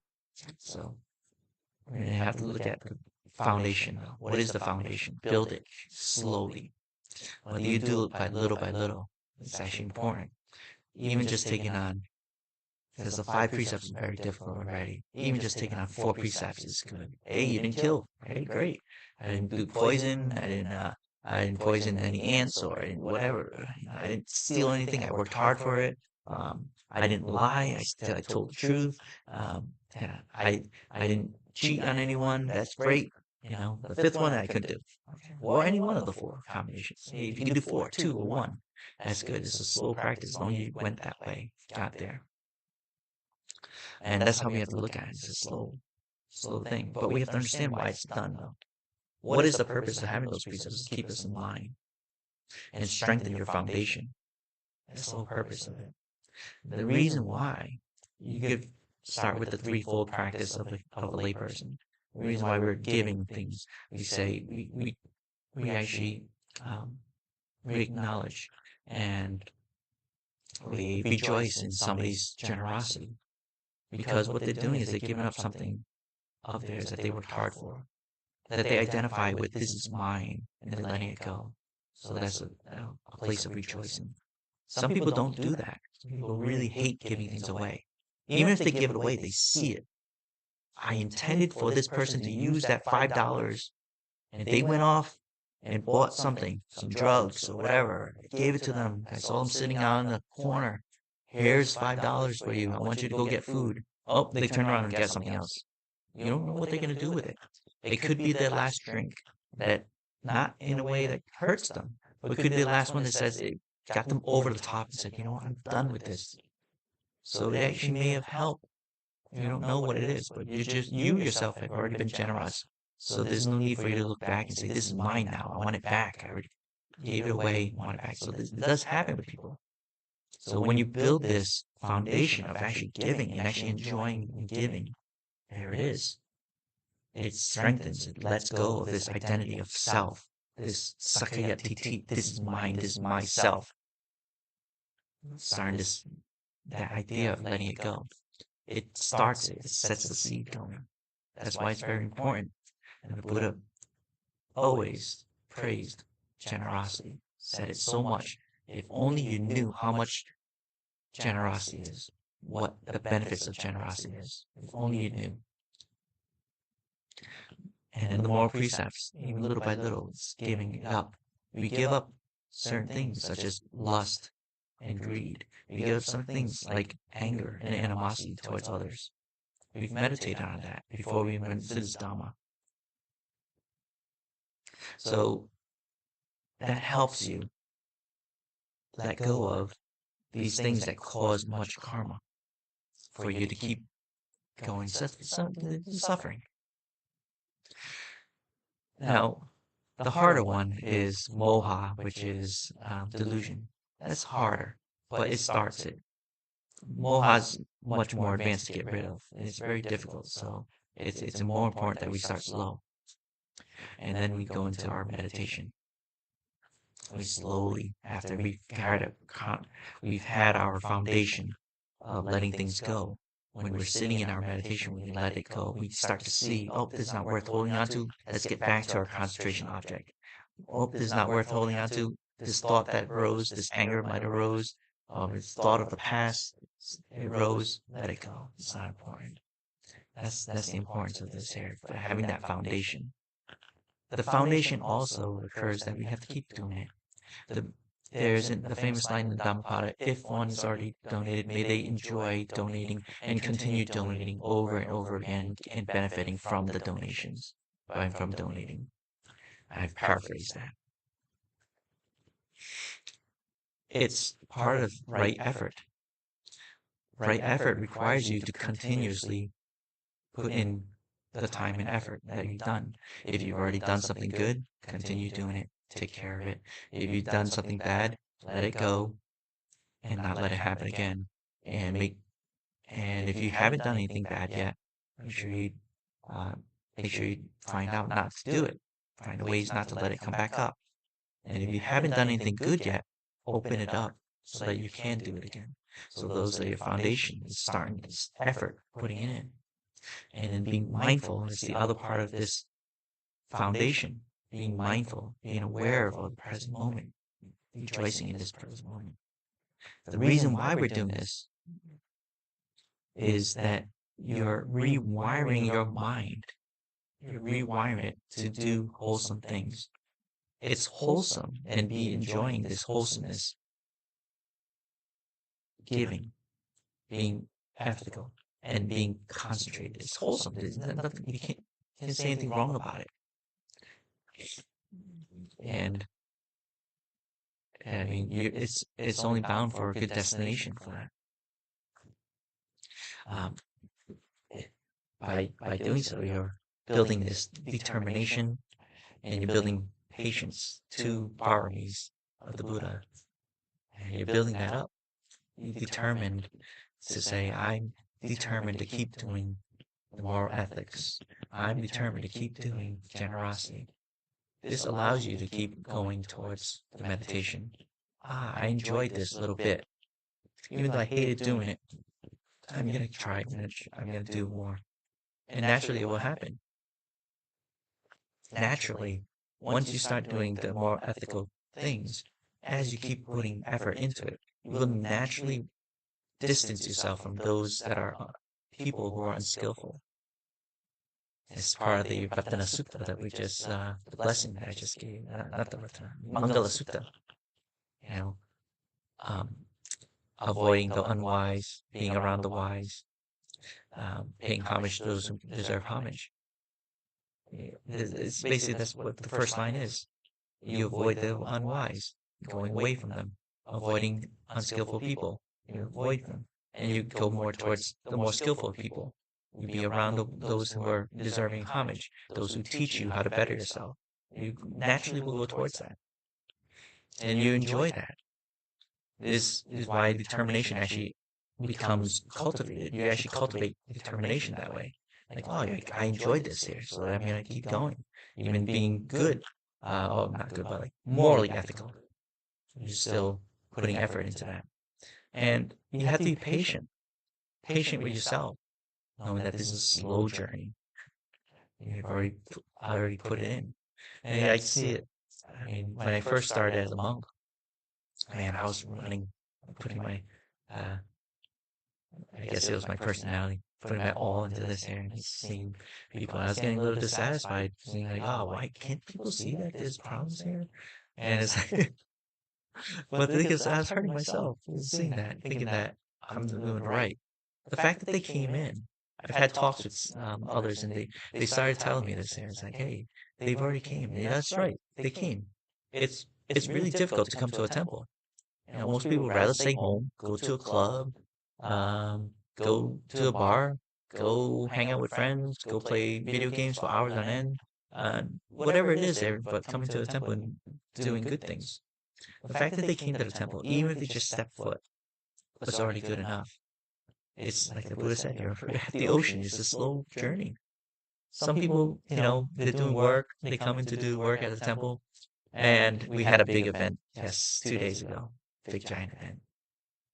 And some people came and did some work. Some people didn't do work. And man, look at that guy. They didn't do any work.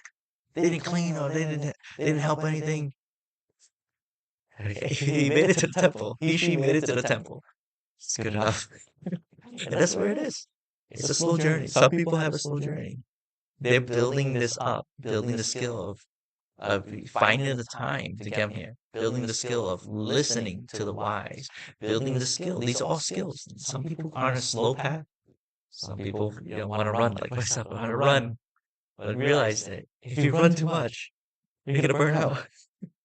That's what happened. I was actually hitting burnout, and I started backing off. So last year I put a lot of effort into sitting out in my kuti out in the woods. A lot of effort was put in, and I felt like I wasn't getting anywhere. It wasn't until I stepped back I started noticing this. I was like, oh, it's getting easier for my meditation. Took my taking my feet off the gas, and it's made my meditation a little bit easier. But taking your foot off in a more skillful way was what I was realizing, that I was enjoying going into the meditation now. It wasn't such an arduous thing. It wasn't like, oh, I'm going to sit, 6 hours on, I don't know, post of the day. Yeah, I'm going to sit on this. Yeah, I'm not going to go to sleep. And it started hurting my body. I started having a lot of pain. And I actually started backing off on days. I did do it, but it was very tough to just sit through a meditation. Well, then when I actually pulled back this year, pulled back on the whole effort there, yeah, I could go back to my meditation. It was more easy. I could still put in the time. Yeah, I still put in the time throughout the day, but I didn't feel like it was such a push, and it just made meditating easier. It became more joyful. I was enjoying the moment, and that's how we should work too. We enjoy the moment as we're sitting in a meditation. This is the moment that is yours. You're not bound to anybody else. You're not bound to the future. You're not bound to a job. You're not bound to the family that you think you're going to be with forever. This is not forever. We're not with them forever. We do have to pass away. We don't pass away with our spouse on the same day. Not everybody does. So the idea of being somewhere forever. Once we rewire this, we get to enjoy the moment to ourselves. We get to enjoy this seclusion from the world senses. We get to enjoy that. This is the moment that you worked for. Because one thing is, when we're doing these little things, the little steps as we're going on, karma, the way that Buddha explains it, it is a seed that grows. Vibhaṅga is the result that we all see.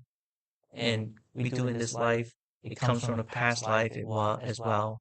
And it came from just the very moment as you're doing it right now is a karma. So there are three ways of making karma. I'm sorry, three forms of the karma. Right now, being done at this very moment, just recently, and within a past life. And it forms itself based on the condition. It shows up based on the condition. So some things from the past life may not have shown up because the conditions are not there yet. But the conditions may show up. If you've done good enough, and you've been doing good, the seed will show up. So we have to have some assuredness that this is going to happen. The problem is that we have this little delusion because we're expecting it at this very moment. Because a lot of us believe in this self that this is our only life. We think that this is the only time that we're going to see it. We don't realize that there's other lives that have happened. We can try to see that happening. We can think about it. We can hear the stories about like kids that can recall their past lives. We can hear that, and they're not even Buddhists. We hear that, and we can think about it, but it's not experienced yet. So therefore, there's still a little bit of delusion still happening. So some anxiety happens. Okay, understandable.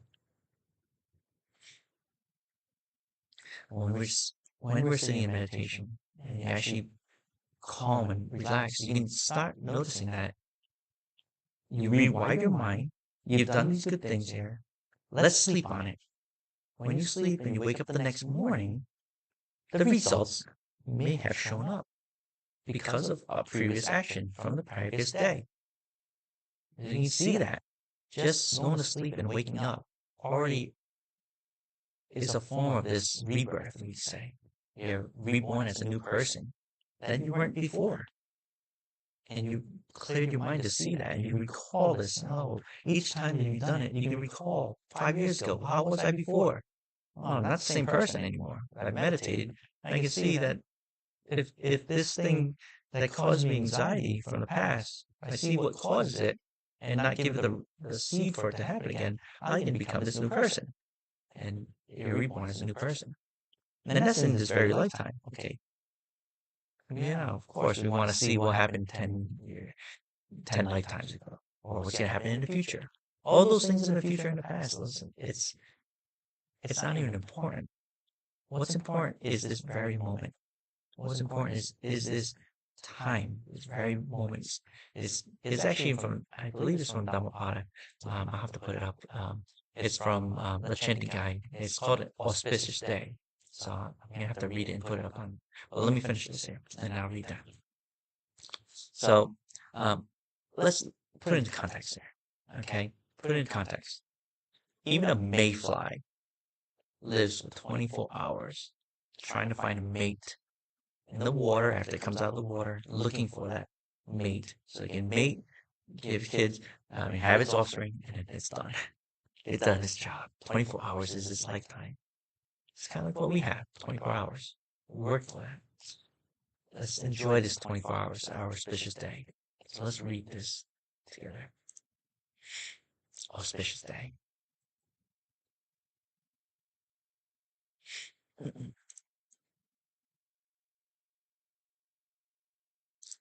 From DhammaTalks.org.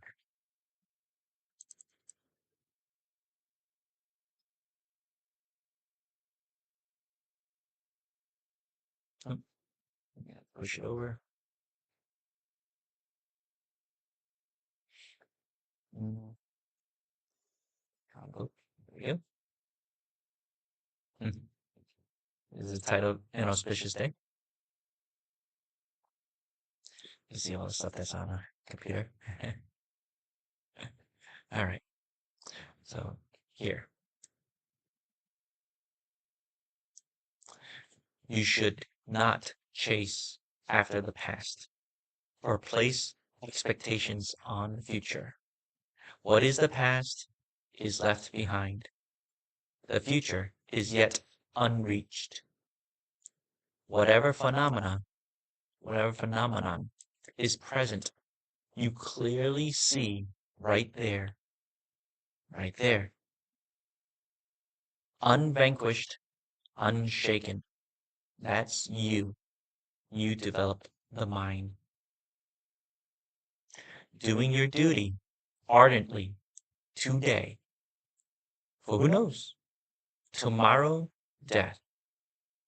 There is no bargaining with death and his mighty horde.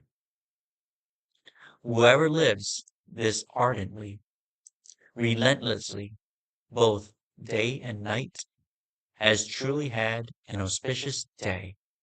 So says the peaceful sage, Buddha. So that is a beautiful teaching. I believe it's from DhammaTalk. So, I mean, it puts into perspective of how when we are focusing, trying our best to focus on the present moment and train ourselves little by little, building up present moment, taking in a day. It's auspicious because it's so rare for us to really give us our own time and really taking this. Whether you come into the temple for a little bit, whether you take on 5 precepts and only can hold 3 of the 5, you need to work on yourself, not what others do. That's what my problem was. This was my suffering. I was too busy watching what others were doing. We were too busy watching what others were doing. oh, this person was, sleeping in too late, or this person was eating their food after 12, or this person was doing that. Oh, I'm mightier than this. There's the ego. There's asmamani, was asmimana, um, was taking over. This ego of I'm better, I'm less than, or I'm equal to. Those are the ego. Just do this. The saying of just do you doesn't mean to just have fun and be a heathen. You shouldn't take it that way. You should just do you means do the practice, set the foundation so that it is enjoyable and you don't have to compare to how this person did it, how that person did it, or you're not doing it enough, or I'm going to be as equal to this. It just is this. You don't burn yourself out because that's how we burn out.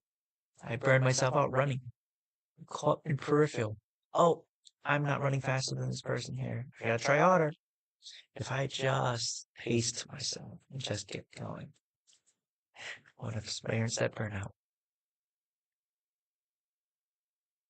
So I hope that this Dhamma talk inspires you to keep practicing, whether little or not, whether at home, whether you make it to the temple or not. May this improve your life. May this make you happy. May this make you well. May this set the seed for you to reach Nibbana, the eternal, the the peaceful state, and your hopes fulfilled. Sati. All right.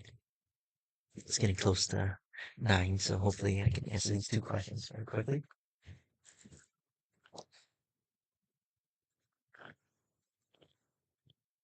All right.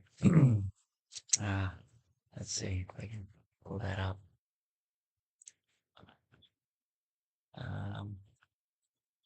No, I'm just gonna just call it. Something going outside caught my eye. All right, first question. First question that came up was,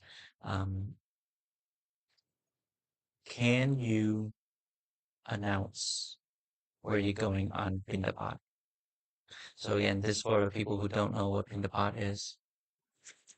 Piṇḍabāta is when monks go around into town, outside of the temple premises, and they go into town begging for food. We're collecting alms. Binda means a drop of rice, and bhat is the alms bowl. Okay, this is my sitting mat and the pad of cloth I put down so I can sit down. So, can I announce it? I struggle with this. I've been struggling with this, and after having a talk, I'll let you know what I think. Well, let's talk. Let's discuss this here. So, when we're going out in piṇḍabāta, we should be careful with going out to try to get some things.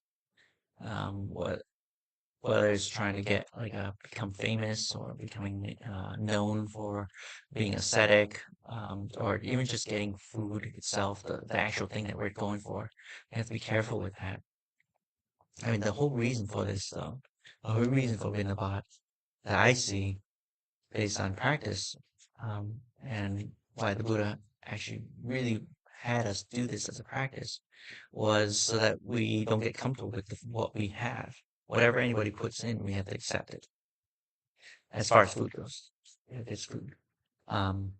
So, because some people don't have, they don't cook the best meals, or they don't have a lot of food, so they may whatever they offer is what we get. And we can't be picky. So before I became a monk, I had a certain food preference. I mean, I still have it just based on for health purposes. I just have to be careful. It's not a milk allergy, but it actually makes me very intolerant to and I lose all the food that I have if I have milk or cheese or whatever.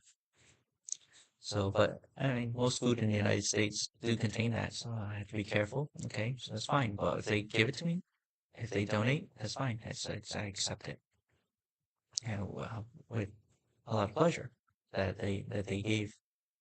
Um, and the thing is, I struggle with it because if I make the announcement, there could be a perception that I'm going out trying to, maybe um, make other monks feel like they're not doing it, make people think that I'm just trying to go out there to get famous, and it actually it also keeps me from going where I sometimes I just go anywhere and it just happens. Like I know I have a destination, I'll go somewhere.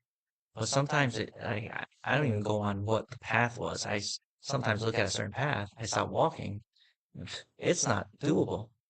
I can't cross it though. The traffic might be bad. A lot of times it happens. I look, Google Maps looks like it's fine because it's from, above, and Street View looks like it's fine. And I start walking it. It's like, okay, the shoulder's only this wide. It's like really only this wide. According to Google Maps, it looked like I thought I had like, I thought I could fit a jumbo jet on down there, but I can't do it. Um, so yeah, it's sometimes I don't go where I'm supposed to go. So I struggle with this in a couple ways that I feel like if I go and announce where I'm gonna go and the actual path I'm going, it it I'm beholden to where I'm supposed to go. And I have to meet who I'm supposed to meet. Okay. Um, and then I have to meet at a certain time. Because sometimes people don't have time to meet me at a certain time. I get distracted. I go walking different places. I want to stop and give like, metta towards certain things or graveyards or whatever it is there. And it happens. Sometimes, like I said, I sometimes get lost and then, they can't wait forever there. So I feel a little bit like that. I feel like if I do that, it, it can be a little bit of a burden on them and myself. But I understand the reason why announcing it would be benefit as well. Because although I don't announce it, it gives a lot to the people. To me, I appreciate it so much because nobody knows what I'm doing. The majority of people is only like 0.5%, less than 1% of Rhode Island itself is Buddhist. So getting anybody to even donate during piṇḍabāta is like a treasure for me. So I treasure what's given to me. I get it. But also, there are some people who are Buddhist and they are devoted and they want to give. And they not seen Buddhist monks going around piṇḍabāta. So they want to do that. So if I announce it, it opens up the opportunity for them to do that. So I struggle with this. So I've been going back and forth for over a year now. I know I've been asked about it before. I'm going back and forth whether I should announce where I'm going. But I've come to the decision that yes, I will do it. Um, I was told by somebody called an app that I will put on the phone. I now keep a phone on me, which I do when I go, but I don't like to put it out while I'm walking because it doesn't look right. So I hide it on my alms bowl. I lift up the alms bowl so I can see where I'm going, and I put it back. I cover the alms bowl so nobody sees. I put my robe over my alms bowl so nobody sees what I'm doing. So they don't, you know, I'm not trying to advertise I'm doing this here, but I mean, I get it. So the app is called Life 360. I've downloaded it, and apparently I haven't played with it just yet, but apparently I can upload it. And I think going forward, I'm gonna try it out and see if it is, and uh, put out that I'm going somewhere. Like this Saturday, I plan on going. It's about a 12 to 13 mile hike from here to Providence from in Smithfield to go to Providence. And I'm going into like a certain area of Providence because I was asked by a certain family that came by. They're like, "Hey, we live in the Federal Hill part of Providence." I don't know where. So I'm thinking the only thing I know of Federal Hill is like Atwells Avenue, like, that area and all the big places. But there's apparently all these other streets in Federal Hill. I don't know where they are, but they just asked me to go. So I said, okay. I told them in May I'm gonna go on Saturdays. I'll go down there because Saturdays traffic is less on weekends. And I can walk, on these roads, especially the back roads here before I get to the city parts. There's less cars, and I don't have to worry about getting hit or causing other people to try to avoid me and get in an accident. Um, so last month I went into Pawtucket. It was about the same. It was like 10 to 12 miles. Yeah. So, and people didn't know that I was going to Pawtucket. I saw two people because I got lost. One was a Cambodian person. They saw me and they offered me a ride. And this lady, this Spanish lady, my brother, didn't believe that I was getting anything during piṇḍabāta. He was like, "You get anything during piṇḍabāta?" He sees that my bot was full. And I was like, "Yeah, the Spanish lady saw me. She just, for some reason, saw me and said, 'I want to give you something.'" Okay. She's like, "I've never seen a monk before. I want to give you something." I was like, "That's weird." Like I said, less than 1% of the people are Buddhists. How do they know? They didn't, like, even the Buddhists don't even know to put, or not to put, but that when we're going on Vindpat, that we're looking for food, that we're actually begging for food, respectfully. We don't talk to people. We just walk, and if somebody interacts with us, we interact with them. So that's the first question. Yes, I will. After I told them after this one here, is I want to finish this year doing it the same way I would. I've only decided to go far a distance up until June, so I can concentrate on the temple maintenance, working on the temple, maintaining the temple, taking care of statues and upkeep and all that stuff there. That is basically what I intended for this year. Next year, I do plan on going further again. So on the warm months again, April, May, June, and July, I will start going out into further places. Um, Probably Cranston's something I'm looking at. Johnson, Cranston. I didn't do it last year. Maybe I will do it this year. I mean, the next year. And I was thinking Manville is another place I was thinking about going. Cumberland, Manville. It's kind of distant. So, if I put it out there, maybe people can see where I'm going if they want to, if they're in the area, and they want to meet up there. That's where I'm going. So I think I may do that. Again, it's something I have to deal with myself because I don't want to like show off. I don't want people to get the wrong impression that I'm trying to show off. Um, but the reason why I did it, one,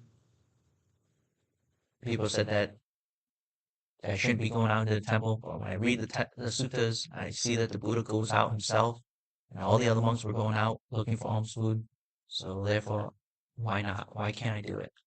If it happened 2,600 years ago, they were able to do it, and it's been a tradition, then it should still be able to do it here. So therefore, I did it, and hopefully it inspires other monks to say, "Hey, we can do this too." And that's it. But it's not to show off, and it's not to get something all the time. There were times where I went out and I didn't get anything at all. I was lucky to bring water with me, and that was it. My sister didn't know where I was. She was like, "Oh, where are you?" "I'm lost. Doesn't matter. I'm okay. I didn't get anything. No big deal. Made my way back. No problem. It is what it is." It was actually a good thing. I get to, fight over the craving, like, I wish I got food. No, let it go. Who cares? All right, so that's the first question. So Life 360 is the app. I will likely post where I'm going to go so people who are in the area or want to know, they may meet up um, and help out that way. Okay, so that's the first question. Second question. um, Second question was, um, having a lot of Buddha statues. There are a lot of Buddha statues behind me, you can see. There are some places that only have one Buddha statue. Um, I've noticed that. I've seen some places, a lot of forest, Thai forest monks, Thai forest temples tend to have like very few Buddha statues.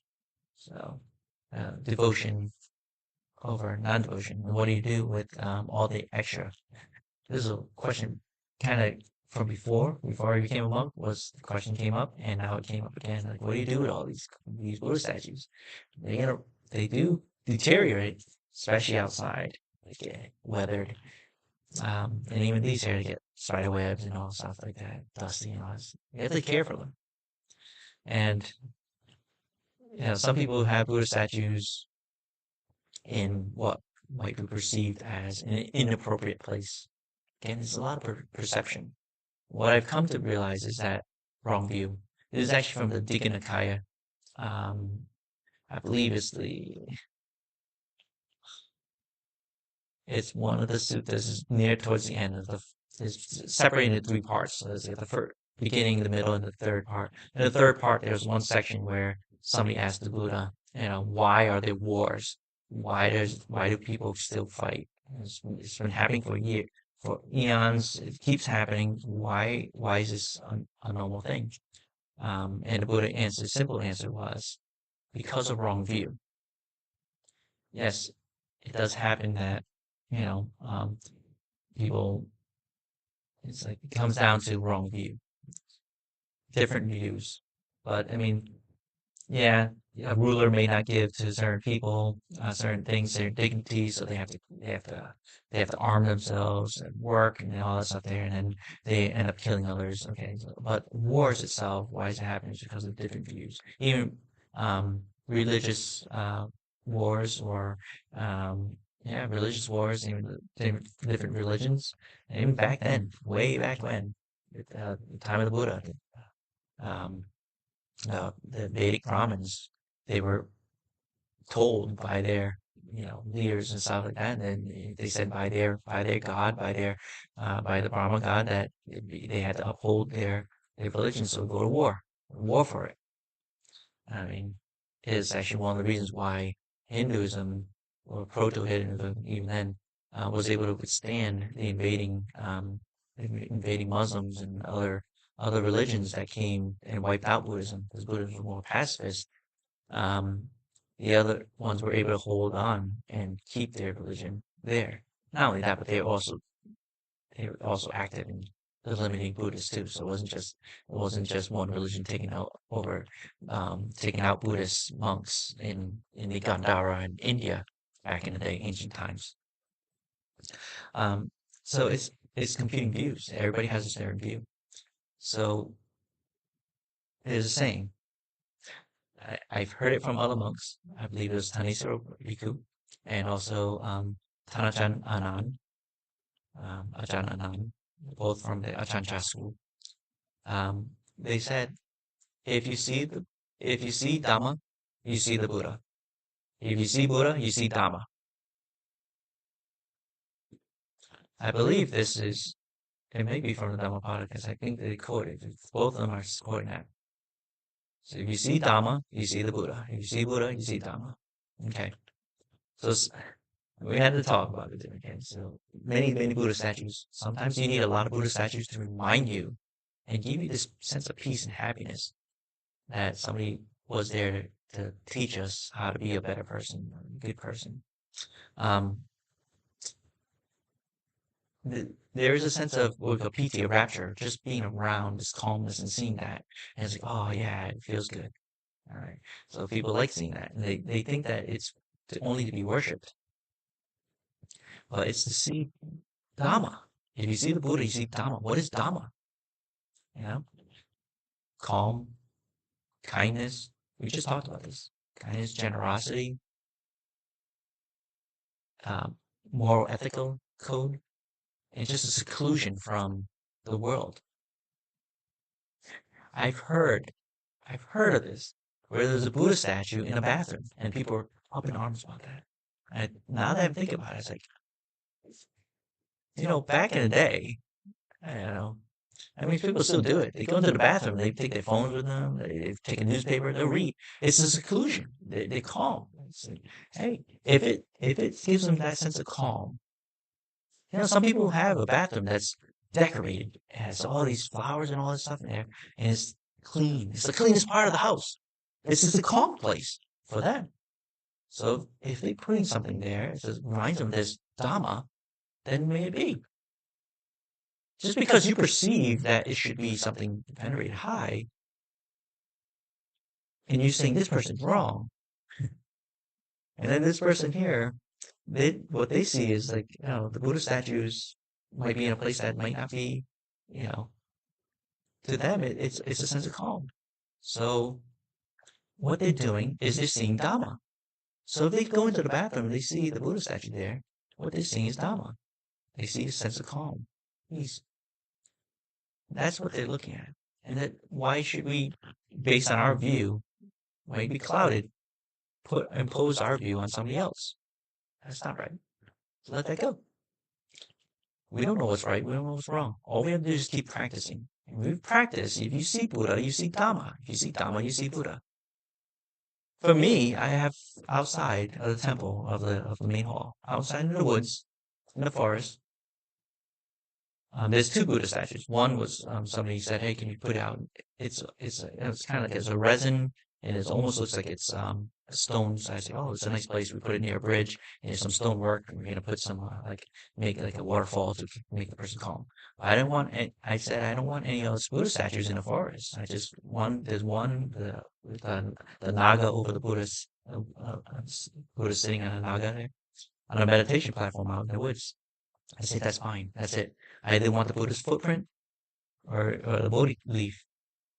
And some people think that the feet, because they still think that the feet is dirty. I said, what about the Buddha's foot?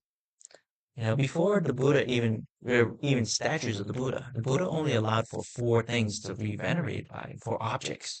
It was his feet, like his footprint,